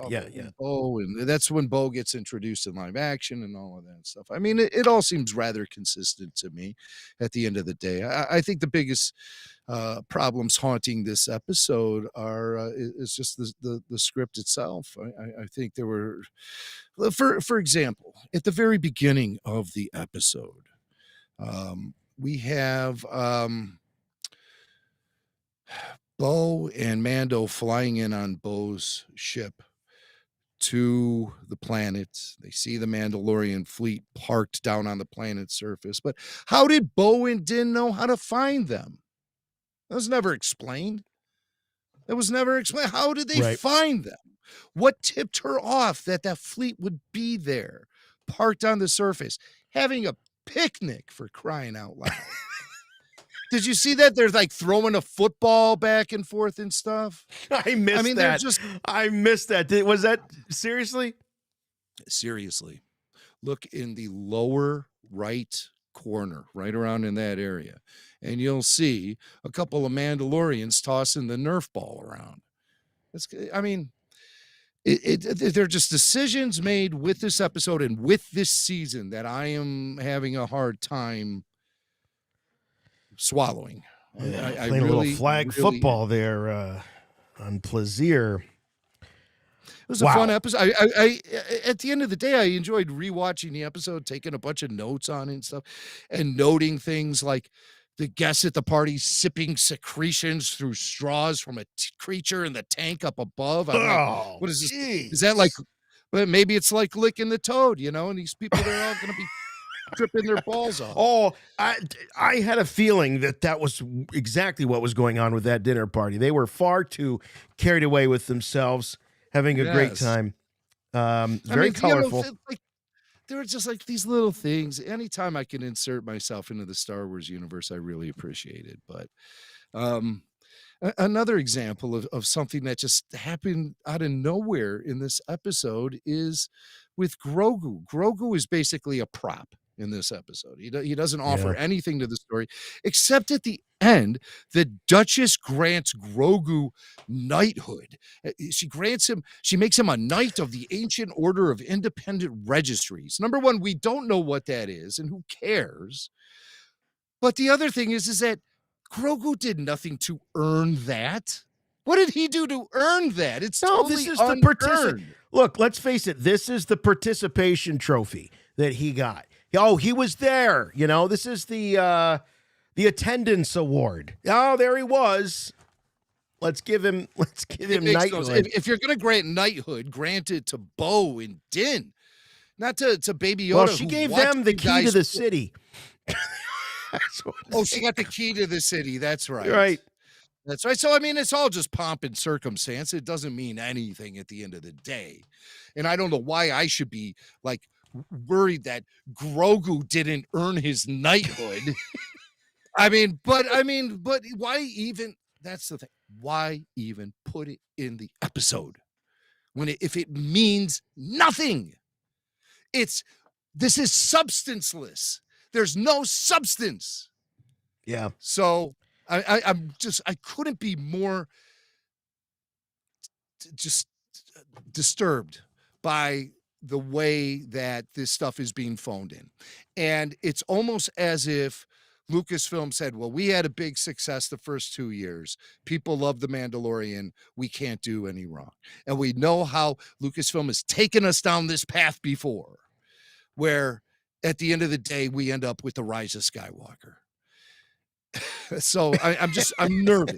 I'm very, very It's a slippery slope. It's a slippery slope for sure. This is the star of the Disney Star Wars portfolio. This is the tentpole. This is the thing that they did so right. Yep. And I'm just worried right now. Let's see what Scott from Massachusetts has to say. Scott from Massachusetts, are you worried like Jimmy Mack? Is this a slippery slope? Is this the beginning of the end for The Mandalorian? Well, I think I have. I've noticed a pattern that's emerged in the first 3 seasons, and I just want to jump back to what I was discussing with Tyler. Is that I've had Odyssey vibes, Homer's Odyssey, and I think today's episode clinched it for me when they put in Nepenthes specifically. Yes. I mean, we've even seen Cyclops, a couple of them. But I think overall that, like, Odysseus's journey home, Mando's journey, it isn't going to be a straight line. And it takes us on these little side journeys that some are interesting and some are not. But the pattern that I've seen is that in the first 3 seasons, so at the end of the very first episode, we're introduced to a character who's accompanying Mando on his Odyssey. In the first season, we met sweet, sweet baby Yoda. In the second one, it was Boba Fett. And the third one, we see Bo-Katan. And they are all on a journey with Mando until they become the person that they're meant to be. And what I liked about what we're seeing in Din Djarin is he's showing us that he doesn't have to be the leader of Mandalore. He doesn't have to be the savior, the daimyo of Tatooine, or a Jedi using the Force. But also he reminds us that all 3 of his friends couldn't have gotten where they are without him. So No. he, You know, he's that's great, but it seems like he's lost his purpose. If he's just there to serve as some sort of tool for other characters, then I feel that we're losing evolution of his character, and we're being stripped of the integrity and substance of his character as it was presented to us in the first 2 seasons. If he's just there to act as some sort of And I facilitator for everyone else, then I that's mean, exactly what he's been so far this season. Once he that's was all he's able, been. his only journey this season was to bathe in the Right. living waters. Once he bathed Right. in the living waters, it was over for him. Right, then he lacked purpose. Yeah. yeah. And so then I feel as an audience member, I'm like, then why am I so attached to this character for 2 seasons and now he has no purpose? After they the gotta- beautiful setups of everything in season 2, everything, you know, every story thread is just kind of fizzled out, hasn't it? All that great Why stuff. why are we, I talking mean, about after seriously, it's season only 2. 8 episodes. Why are we waiting until the final episode most likely to see Moff Gideon again? I mean, come on. Right. We got to have we got to have the villains. We got to have the bad guys, and repurposed or refurbished battle droids doesn't quite do it for me. Though, by the way, that is the reason that I never buy recertified appliances. You just don't do it. They might try to kill you. Don't do that. Swank buys it new out of the box. Even that white interrogation droid. How cool was it to see that droid working in the droid morgue? And then, of course, that turned on everyone and started shooting lasers at it. But I was like, wow, look at that. We've never seen one of those ball-shaped droids serving any other purpose outside of the interrogation, where it shoots that serum into you that's supposed to make you tell the truth. But here we're seeing it being used for medical purposes, which made me wonder, is that its original purpose? Is that what those interrogation droids, that's how they're manufactured? It was the Empire that took them and changed the purpose for those droids and made them into something that maybe they weren't originally intended to do. Here's Chris I just BZ. Chris BZ says season 3 has been drag overall. Has Mando lost its magic, or just the storytelling development been super slow? By the way, favorite Star Wars podcast. Thanks, Chris. That's awesome. Oh, thank you. Thank you. Really appreciate it. Yeah, I think that it's been a rough season. There have been a couple of episodes I've really liked. I thought that it's just lost its way. That's all I can say. And by losing its way, I think Mac said it right. It's about the Mandalorian character losing his purpose. The show is called The Mandalorian. It's not called The Adventures of Bo-Katan. It's not called, guest cameos of the week.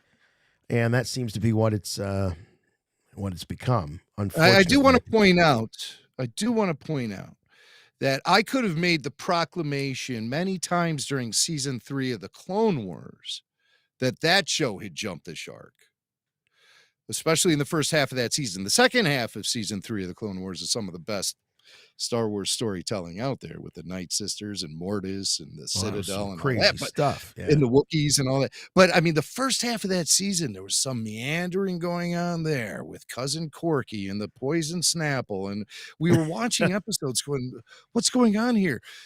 Several episodes without Anakin or Obi-Wan in it, or even Ahsoka. We were like, what's going on here with Clone Wars? Has the Clone Wars jumped the shark? Well, obviously, we saw in following seasons, the Clone Wars hit higher and higher marks and set new standards for what you can do with Star Wars animation. So this is definitely not a lost cause, but I fear that Filoni's off working on Ahsoka. Favreau is already working on season 4 and on Skeleton Crew, and who knows what other projects they have in the works that we have even heard of yet. Are these guys stretching themselves too thin? Are they losing their focus? Are they too concerned with setting up future franchise additions without focusing in on what is right in front of us? I feel like there might be too much going on right now, and the focus is being taken away from the Mandalorian by the creatives themselves as they desire to put more and more content out there. Yeah, that's unfortunate because the first 2 seasons of The Mandalorian felt razor focused to me, razor focused, and served a purpose and had an obvious trajectory. This season does not. And I can No. firmly say this now after 6 episodes, that this season is flawed. Greg Taylor says, love the episode and love the show. Keep up the great work. I was getting huge iRobot vibes when the B2 battle droid was running away. I'm late to the party, so sorry if this was already mentioned. No, you're the first to mention that, Greg. Mm-hmm. And now that you mention that, yeah, I can see exactly why you would have got that reference. Tanya We're happy says, you brought up iRobot. We'll send the star of iRobot, Will Smith, to your house to slap you in your face. cheers, RFR. This is the way, says Tanya. That's very nice, Tanya. Thank you very much. That's very kind of you. Always appreciate the super chats. Here's Blue Glove Racing. Absolutely love chapters 1 through 21. Watching chapter 22 felt like an absolute betrayal and slap across the face as a diehard fan without Will Smith. I don't know that I would. I understand how you feel, but I don't know that I would put those terms on it myself. I don't think it was a slap. I think that it's just sort of it's not a slap because it's not sudden. It's been a gradual decline of the story this season and a lack of direction. Well, this particular episode is the straw that broke the camel's back, quite honestly. And, you know, the second episode of the season was The Mines of Mandalore. And I felt that was setting us up. That was the second episode of the season. We haven't heard anything about the Mythosaur since. And obviously they have to go back to Mandalore and stuff like that. But it just, things get presented to us and then it's like, well, where are they? Where's the buzz about Moff Gideon escaping? You know, we got that telegraphed with 2 mentions before we finally saw the Imperial shuttle floating listless in space, and Moff Gideon wasn't there, and it appears Mandalorians are being set up for this. There's Beskar there. I mean, and then the next episode, nothing. Yeah. So, I mean, it's just like, it's just a much different approach to the storytelling than we saw in the first 2 seasons. And I'm sorry, ladies and gentlemen, I don't want to be just like beating this dead horse, but we're talking about this particular episode, and I got some really strong feelings about it. I felt it the second that I was watching the credits at the end. I was just like, man, oh man, what's going on here? Why are we doing this? And all I want is for the show to revert back to the form that it had in the first 2 seasons. And I mean, you know, I know just me complaining into a microphone nonstop isn't going to change anything, but these are my opinions and this is my analysis of the show. Chloe, you're on from New York, a Patreon member. Thank you very much for that. And thank you for waiting. Yeah, of course. Hi, guys. Hi. So they brought back the nano droids, and Yeah, brought I it back thought from that Star was really Trek. cool because that's something that was, that was also something that they had in the Clone Wars, Star Wars: The Clone Wars show, and they went on they had like an episode streak where, then that ultimately led to the reason why Ahsoka left the temple, because first of all, she kind of needed to, because that's kind of when the Jedi were falling apart. But I thought it was really interesting that I forgot about that subplot with the nano droids. Me too. I'm glad you're bringing it to our attention. They're tiny but dangerous. That's what they said about me. Yeah. They call them the nanites in Star Trek. That's what I remember is the nanites. But yeah, they sure enough, they appeared in the final Ahsoka arc there to wrap up season 5. Sabotage of the Jedi who knew too much to catch a Jedi. And could you tell us how they figured into that story? Because like Jason, I kind of forgot that myself. Yeah, so let's see that. I've seen the entirety of Clone Wars many times, and honestly, those last few seasons are my favorite because I think that they do a lot of interesting stuff because Ahsoka's gotten older and she's able to do more missions. And when her and Anakin start investigating that, they go so it's really interesting how they wrote those episodes because it starts out with just like the simple little thing like, oh, hey, we got a call about so-and-so, and they said this happened. And, like, they go, I don't remember exactly how it starts, but they end up going to somebody's, like, home, and they're investigating a little bit of a murder. And while they're in there, they end up finding traces of nanodroids. And it keeps just like building up into this whole thing where we finally learn that somebody who Ahsoka was very close friends with, her name is escaping me at the moment, of course, was behind it all. And she ended up getting taken away, obviously, because so she takes this is what she takes the fall for this. This is what ultimately leads to her downfall. She does, but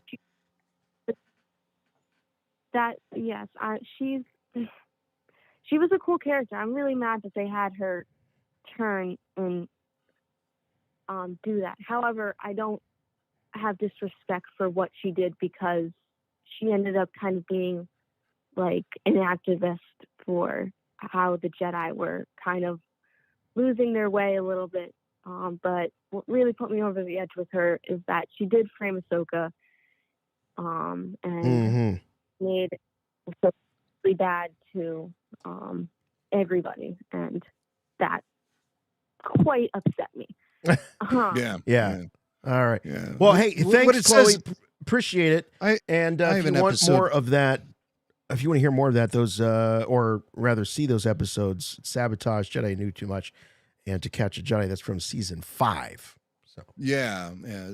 According to an online description I'm looking at, it says, late in the Clone Wars, Letta Termond, under the direction of Jedi Barriss Offee, fed nanodroids to her husband, a Jedi Temple worker named Jakar Bomani, and used him to stage a bombing of the Temple's hangar. The resulting explosion killed Bomani and 25 others, with dozens more wounded and extensive damage inflicted to the hangar. And I believe then it was Ahsoka was taking the hit for that going down.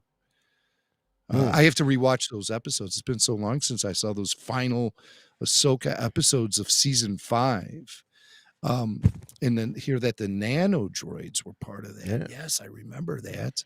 And I'm going to rewatch those. all right, it's not that Blake. It's a different Blake. Blake from Florida calling us. Hey, Blake, thanks for waiting. Hey, guys, what's up? Hey, what's it like for people to be disappointed that it's you and not a 10-year-old? Well, I mean, I'm disappointed it's not little Blake. No, I'm happy that it's you. I'm happy that it's you. What are you bringing to us tonight? All right, so I'm going to continue on with the negativity here. You know, I've been calling in for a couple years now. I tried to bring in some good stuff, but man, I'm pretty disheartened tonight. I'm actually kind of embarrassed to be a Star Wars fan tonight.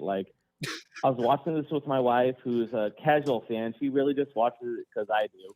Mm-hmm. And we have the for years been getting up early to watch the new Mandalorian and this and that. Even Obi-Wan Kenobi. After that, though, it's just been watching the day later in the day on Wednesday or a Thursday, and just been losing momentum. And now today, we were watching it, and my wife's just like, I don't get what this story is about. I don't understand this. Oh man, that's rough. That's rough. When you got somebody who's kind of on the fence, you really want it to be hitting on all cylinders. You really and then you sit down and it's a lackluster episode, and they're like, I'm just not into it.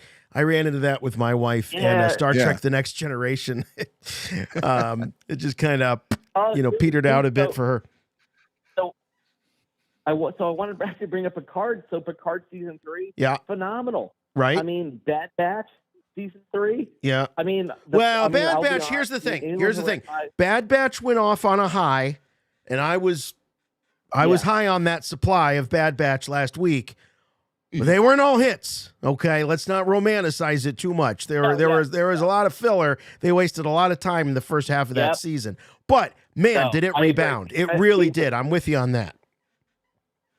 Yeah, dude, I agree with you, Jason. And it's like I told Tyler when Bad Batch was firing off on all cylinders, like that's some of the best Star Wars I've seen since probably like the last Clone Wars arc we got. I mean, it was mature, it was gritty. I mean, it's animation, so it's still family friendly. It was just everything Star Wars. That is George Lucas Star Wars to its core right there. I'll tell you what, those last 2 episodes of Bad Batch had more consequences than anything we've seen in Mando season 3. Yeah, so I'm watching this tonight, and dude, like I said, it was embarrassing. It was embarrassingly bad. And what I was telling Tyler was, so the first 2 seasons of The Mandalorian, it was a smaller story. It was just about this guy and this kid. Mm-hmm. And for the first 2 seasons, what I loved so much was it dealt with the family aspect. Din, dealing with this kid, growing to love him. Am I going to say goodbye? Then the goodbye actually happens. There was the spirituality aspect. Where people keep saying the cult. I don't like saying that because I'm a pretty religious Christian, and it's like, no, I totally understand like the 2 seasons with the helmet and the group he's in. I totally understood, the story they're trying to tell with that. It hit off so well, and even the side characters, like when they brought in the, even the comedians. I mean, Bill Burr came in the first season, phenomenal. Second season, gave us some of the best Star Wars I think we've seen in years. I mean, that scene with him and that Imperial guy at the table. I mean, just unbelievable Star Wars. And now we have Lizzo. I'm just like, dude. We went from Richard Brake to Lizzo. Yeah. I'm just like, and I find it so funny. This comes out the week we're getting Star Wars Celebration. The week I'm so supposed to be excited for things that are coming out. Now, obviously I am. Look, I love Star Wars. I will always be a Star Wars fan. I will always love Rebel Force Radio, and you guys are family to me. I really do mean that from the bottom of my heart. Well, thank you. It's like, just you guys are kind of like my Star Wars therapist this week. So so for the next I feel 2 like weeks, I need a what therapist. should I be excited for? Should I be excited, or I mean, what can you tell people? You should always be excited for the next. I think I don't know how Mac feels. I think I know how Mac feels, but I think you should always be excited for the next episode. I think you should always be excited for the next movie. Don't become cynical. Don't assume it's going to be bad. Evaluate them all individually, and that's what we've been. That's why we've been doing these after shows. It's because everyone deserves a close look. And just enjoy it. I mean, when I say that, I mean, don't be sitting there hate watching it. I mean, that's not healthy for anyone to do. At the end of the day, I'll shred this episode and pick it apart and question the integrity and the rationality of the way this story is being rolled out to us. But at the end of the day, there's not anything I'd rather be doing than watching a new episode of Star Wars. So, there's nothing I would rather be doing. Yeah, I will say, like, I'm speaking for someone who loves Star Wars, always love it, but I will say after Kenobi, like, my fandom was kind of shaken a little bit. So I feel like I needed something live action immediately after that was, A++ Star Wars. Which, again, Bad Batch kind of gave me. Like, the animation side, again, I was very critical of it. Probably some of my calls were on Patreon but it gave me that. But live action this year, I don't know, guys. I'm like I said. Well, I'm struggling a little bit. I'm gonna cut them some slack. I think they had two phenomenal seasons. Arguably, they saved Star Wars. They really helped save the franchise. I think with the Mandalorian. I'm not gonna say that everybody deserves another chance. So if they stumble and they fall, but the question is, can they recalibrate and bring the show back to its former glory? Thanks a lot, Blake. Appreciate the call. as always, and your support on Patreon. Here's Sean G with a super chat. Says, so fun shooting Emily Swallow's Instagram post. By the way, Emily Swallow, lovely, lovely person. Jimmy Mack and I had the great fortune to interview her in Cleveland on stage at Cleveland Comic-Con several years ago, and she was just as nice and sweet as she could be. Her Instagram post, so fun shooting this scene, powwow, where Paz stands up for Din. So this is from last week's episode. Even though Tate, knew we would all be hearing John's voice in the end. All right, so there you go. As if we needed any more, but thanks, Sean. That's great, man. Thank you very much. Jeez, guys, just do a simple Google search. That's the type of stuff I was. And every person who sent that to me, I wrote him back. I said, listen, I could be open-minded about this, but my ears are telling me differently. Please provide me with an official source confirming that there was a voice change. And nobody could. Not a single person. Everyone comes back with that Screen Rant article, which is garbage, probably written by AI. Guys, you think those are headphones on Jimmy Mack's head right now? No.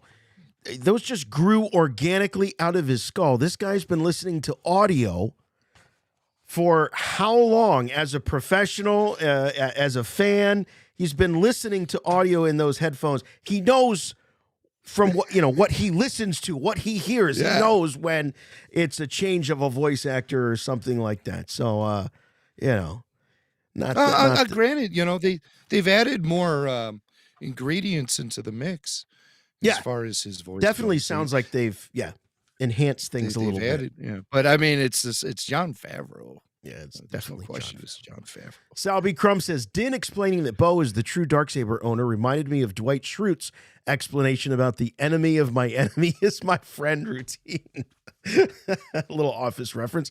Love the show, but didn't love how all of the other Mandos just accepted that. It was so... No conflict. Not at all. Not one of them, raised their hand and said, I don't know. I challenge. Nothing.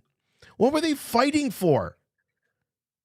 That's the other thing. Like, what were they fighting for? Bo and Axe.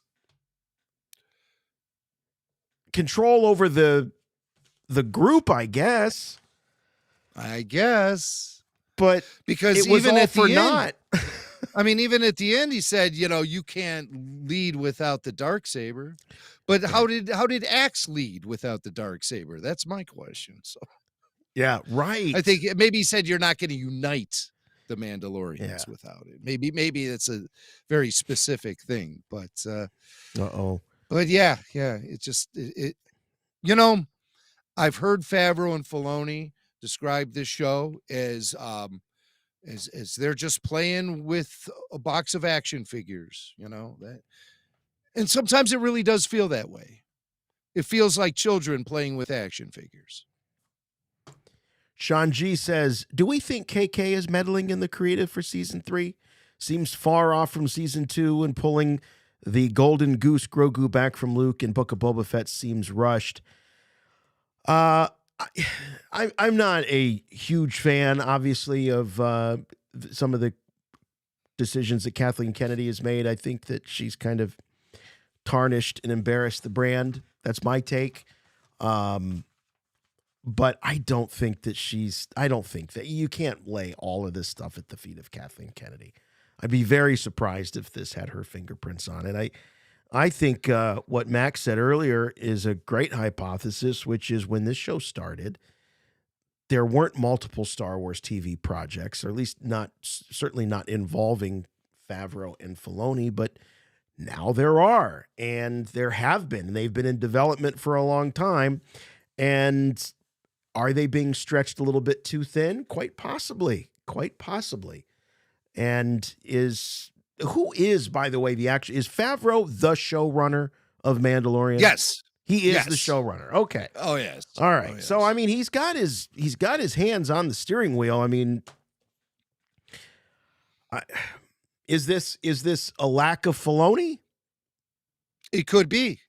His absence while working on the Ahsoka series may have eliminated his full-on involvement in Mandalorian season 3. Also keep in mind, Rick Famuyiwa was elevated to executive producer starting for season 3. So there's a change right there. We have a guy who's got a louder voice at the table than he did before. Right. I got no hang-ups with Rick, but I'm just pointing at things that are different about the season. Tone-wise, we're dealing with a different composer. You know, I mean, we know that establishes the oxygen of this series. And also, I mean, a big shift in tone was the elimination of Din Djarin's ride, the Razor Crest, gone. I think that has affected the show in maybe a negative way.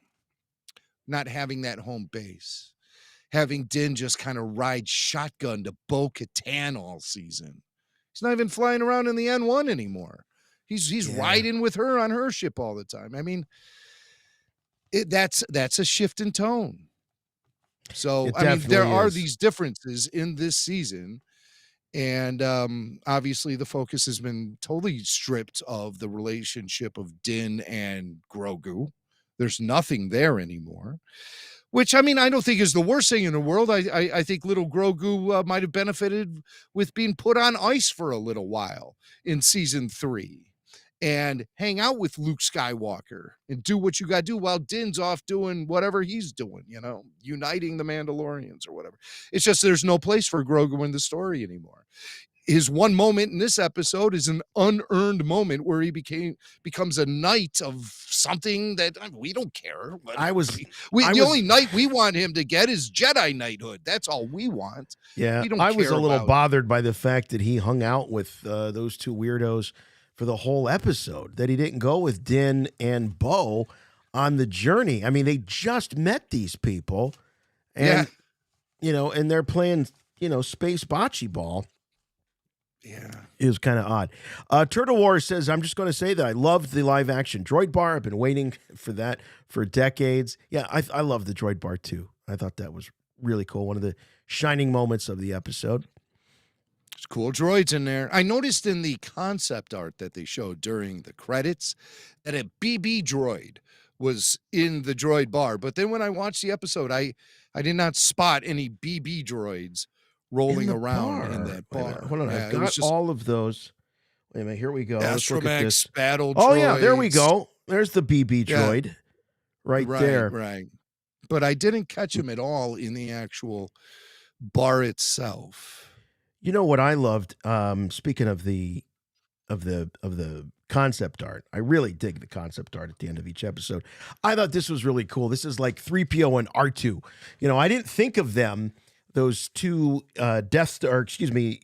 Imperial droids that we meet when the Mando and Bo-Katan are first approaching the city there, as a 3PO and R2 derivative, but then this picture just kind of sums it up. They're the 3PO and R2 of this group. I don't know if you see that Death Star droid in the cantina, the droid cantina, but you do see the Imperial astromech there. He can be spotted getting his drink on there. Is he in the? He's in the. Penthe. Yes. Cool. Yeah, you can spot him. He's there. There was that really cool. It was like a light blue, like an aquamarine. Oh, I loved him. Protocol droid. Yes, I thought that was pretty. This guy right here. Yeah, I thought he was great. That's kind of I kind of want that action figure. Actually, I'll take the whole bar. Put it all in a box set, except for the battle droids. We could do better than that. Well, we should be wrapping this up. We've been going at it for a couple hours already. Got a few more super chats we want to acknowledge. Here's Paul Kurtz. He says, I'd rather go to the theater with Jocasta Nu and the Martez sisters to watch The Last Jedi than rewatch this episode again. That's what Paul has to say. I don't know. It's not that terrible of an experience, but I mean, you know, the Lizzo Jack Black appearance, I don't think was pulled off with any sort of expert execution. Here's Dominic. Dominic's got the take from the babes. This is my 9-year-old's favorite episode. He said it was a real life Clone Wars show. And you certainly know did what? feel The that Clone way, Wars aspects of this episode are what I love the most about it, really. True. Yeah. So the chase sequence with the battle droids and stuff, that feels like it was right out of Clone Wars, like a Senate spy episode, something that happened on Coruscant. Even with the constable droids and all that, that's very similar to the stuff that we would have seen in Clone Wars, right down to the holographic caution tape that they put around the crime scene. I mean, that's very Clone Warsy. I'll give you that. I felt the very similar vibes. I mean, there's things to enjoy out of this episode. Like I said, it's a Star Wars experience, but for the fan who is the critical thinker, and for the fan who has a higher standard, there's a lot to critique with this episode for sure. There is. Sal B. Crum says, I'll look past Lizzo and Jack Black. The two Mandos having a catch when Din and Bo are approaching took me out of it more than anything else. Mac brought that up a few minutes ago. I missed that. I saw Tyler in my Tyler cam here. He was nodding. He's like, Yeah. So you're not alone there. Why a picnic? I mean, why don't they just stay up in orbit with their fleet? Why do they have to park? And hey guys, let's get out and have a field day today. I'll bring the nerve. Steve asks, has Mando jumped the shark or the blurg? No. Now, like I said, season 3 of the Clone Wars had me scratching my head in that first half about some of the things that were happening. And I started to fear that maybe that show was losing its edge. And it certainly provided some great storytelling in later series. I just, I don't know if it's jumped the shark. It's gone off the rail a little bit, let's just say. Yeah. Maestro Cam says, do you guys think this season is suffering from being in the fallout of the cancellation of Rangers, as if they sort of had to scramble to squeeze things in? Yeah, I think it's a factor. I think it's a factor. Yeah, I do too. I think a lot of things have been repurposed. I think the entire way that this season was originally intended to be executed is a vastly different outline than what we've seen thus far in this season.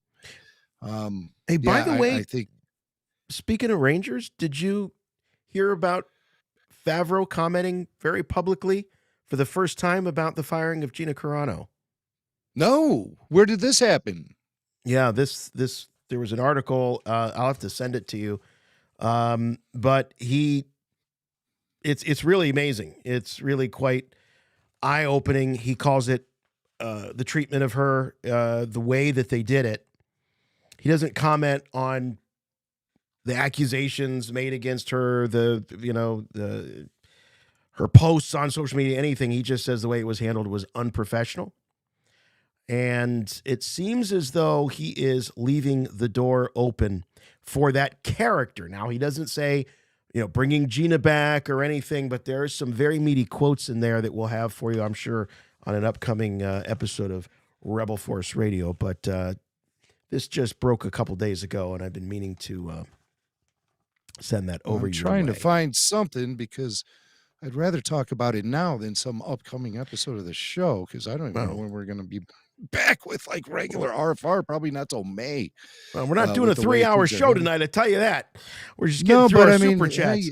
Sonny Boy says Grogu's bottomless stomach didn't care about Mando saying he doesn't take kind to strangers. That's right. Always thinking with his stomach. That little Grogu. Rob says, can't wait until the armorer is unmasked in the finale, and it's Madonna. Madonna cameo in the Mandalorian. Rez says, longtime listener, first super chat. Force off balance right now. Oh, force off balance right now in Mando. Yeah. Are you finding it, Mac? Did you find the article? I'm finding a deadline. Yeah. A deadline article? What, from about 3 days ago, maybe? No, this is from last month. Just how the series is dealing with it. No, yeah, this is from February, dude. I have to go back and find my link. I have to find my link. Yeah, so maybe if somebody's got it in the chat, send us the link over. He says it was unprofessional. That's stuff I want to see those quotes myself or hear them or something. Oh, Devin also believes that he wants all those 3 3/4 inch figures from the Droid Bar. Yeah, I agree. Devin.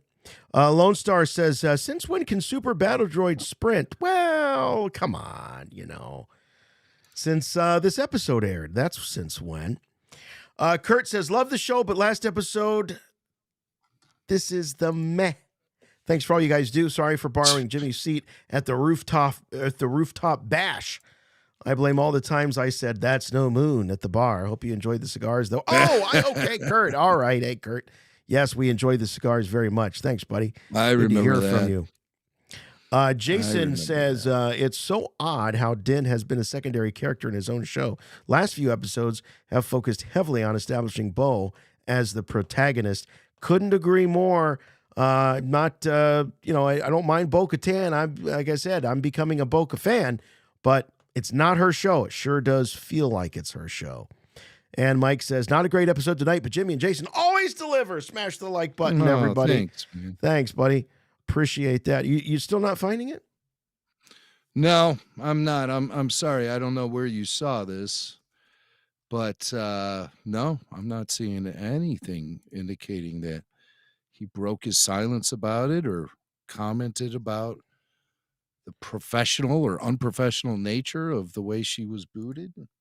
I don't know where you saw that. Are you sure you saw it from a reputable site and it's not like a guy named Zero or one of those garbage sites that just makes things up? Because there's too much of that going on out there. Way yeah, too right, much Mac. of I'm pretty wet behind the ears with all that stuff. I haven't been doing this quite as long as you have. That's not necessarily what I'm saying, because a lot of things hit you and sometimes you see things and you don't know what the nature of it actually is because you're just looking at a headline. I'm as guilty of that as anyone else. I wasn't reading headlines. I wouldn't bring it up on the show without having it right in front of me, though. I'll tell you that right now. So here we are.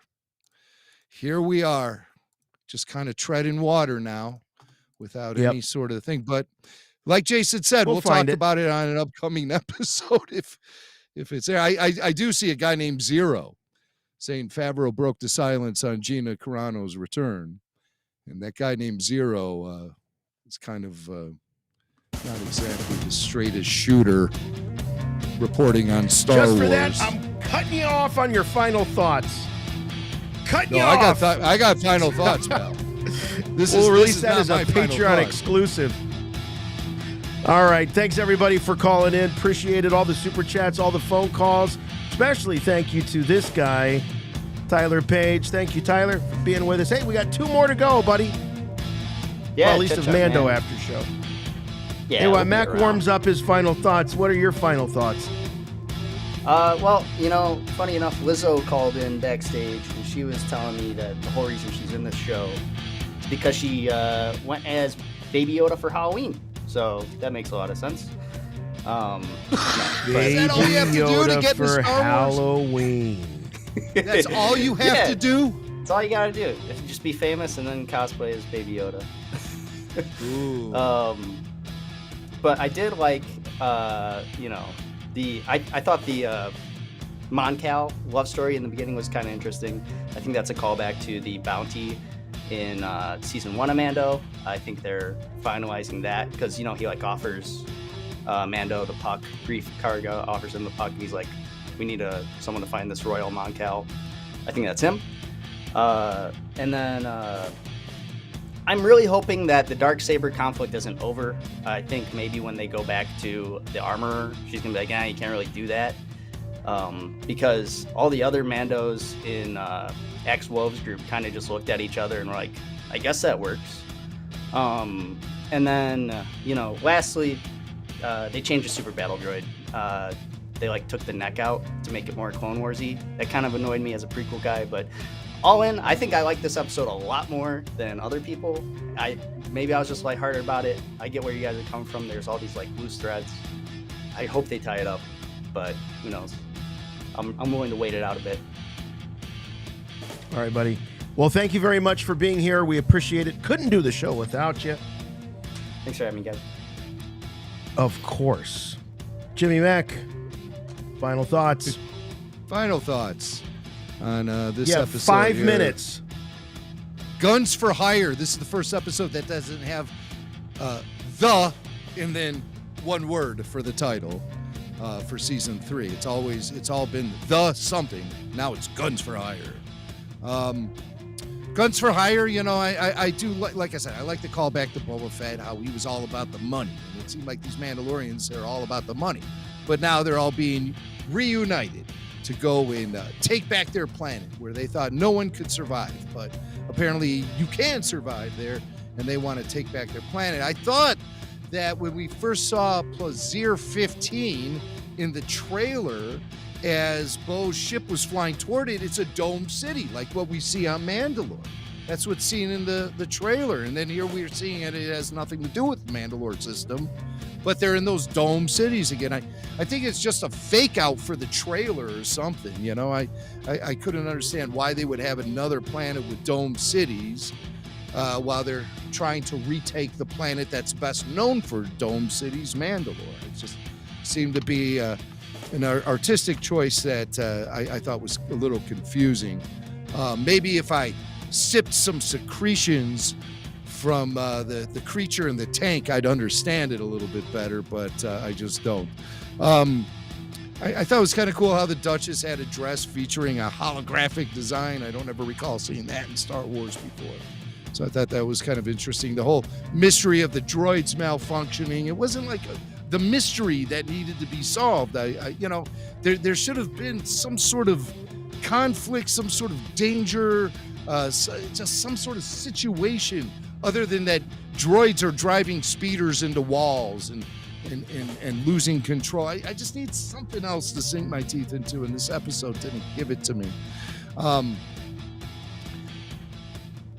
There's so much in this notes. I just can't even wrap my head around some of these things I wrote down right now. I feel like I got a lot off my chest right now, and I'm feeling actually a little fatigued from this conversation. So I know I don't have too much in the tank for any more final thoughts outside of the fact that bottom line, I feel uninvested and unfulfilled as a consumer of this story. In this particular episode, it really amplified some of the problems with season 3 and helped me really put my finger on some of the things that I feel are a little off with this season. But you could tie it all in. You could make any excuses you want about the story, but one thing you can make excuses about is the poor acting in this episode. Lizzo, Simon, Katie, they were all phoning it in. Christopher Lloyd, even to a degree. I'm sorry, but he was. His character had no meat. Sadly, the only thing the celebrity cameos provided was distraction. Pure distraction. The casting added nothing to the characters of the story. It was stunt casting at its worst. The only thing that we could really take out of this is that the resolution of the Dark Saber ownership has been finalized. And unfortunately, in a very unsatisfying way. Let's get back to the focus on Din Grugo. I can't even say his name anymore. He's barely in the episode. I'm already forgetting sweet, sweet baby Yoda. Sorry, Grogu. I know your name. I just want to see you get more action on the show and more character development with Mandalorian. Give me the Mandalorian, not the Mandalorians. This show is the crown jewel of streaming Star Wars. This is a message to the creators. Please don't neglect it. Please don't take its success for granted. Don't phone it in. Solid storytelling, not in this episode. All right. Don't forget to check out more Rebel Force Radio at Patreon, patreon.com/Rebel Force Radio, or head over to the Rebel Force Radio website at rebelforceradio.com and click on that Patreon banner, and it'll take you over there where you can get all kinds of benefits like exclusive podcasts that you can't get anywhere else. Hang out with a great community of Star Wars fans. You heard from many of them here on the phones. We do put the Patreon supporters at the head of the line. And you're watching this broadcast right now on YouTube. We have a YouTube channel, obviously, so please check out all the archives. We've been doing this kind of stuff for more than 15 years. And we've got a whole archive of our podcast adventures in Star Wars over on YouTube. So please check out those videos. And if you rewatch the broadcast, if you're rewatching it right now, we know many of you do, please leave a comment. Like, subscribe, all that good stuff. Follow us on our socials, Facebook, Instagram, Twitter, at Rebel Force Radio, at RFR Rebel Force. But above all, the thing that you can do that helps us the most is to keep listening and spreading the word to your friends. We will be back with more RFR live this Friday. That's right. There's a big whoop-de-doo coming up this weekend in London. We'll have our recap of those announcements that we anticipate that will be made on Friday night, 9 p.m. Eastern Time, plus your phone calls. So we want to get your reactions to whatever is announced. And then, of course, we'll be back next Wednesday, 9 p.m. Eastern Time for more Mando After Show. We only have 2 more episodes, gang. 2 more episodes. So until then, for Rebel Force Radio, thank you, Tyler. I'm Jason. I'm Jimmy Mack. And remember, The Force will be with you, always.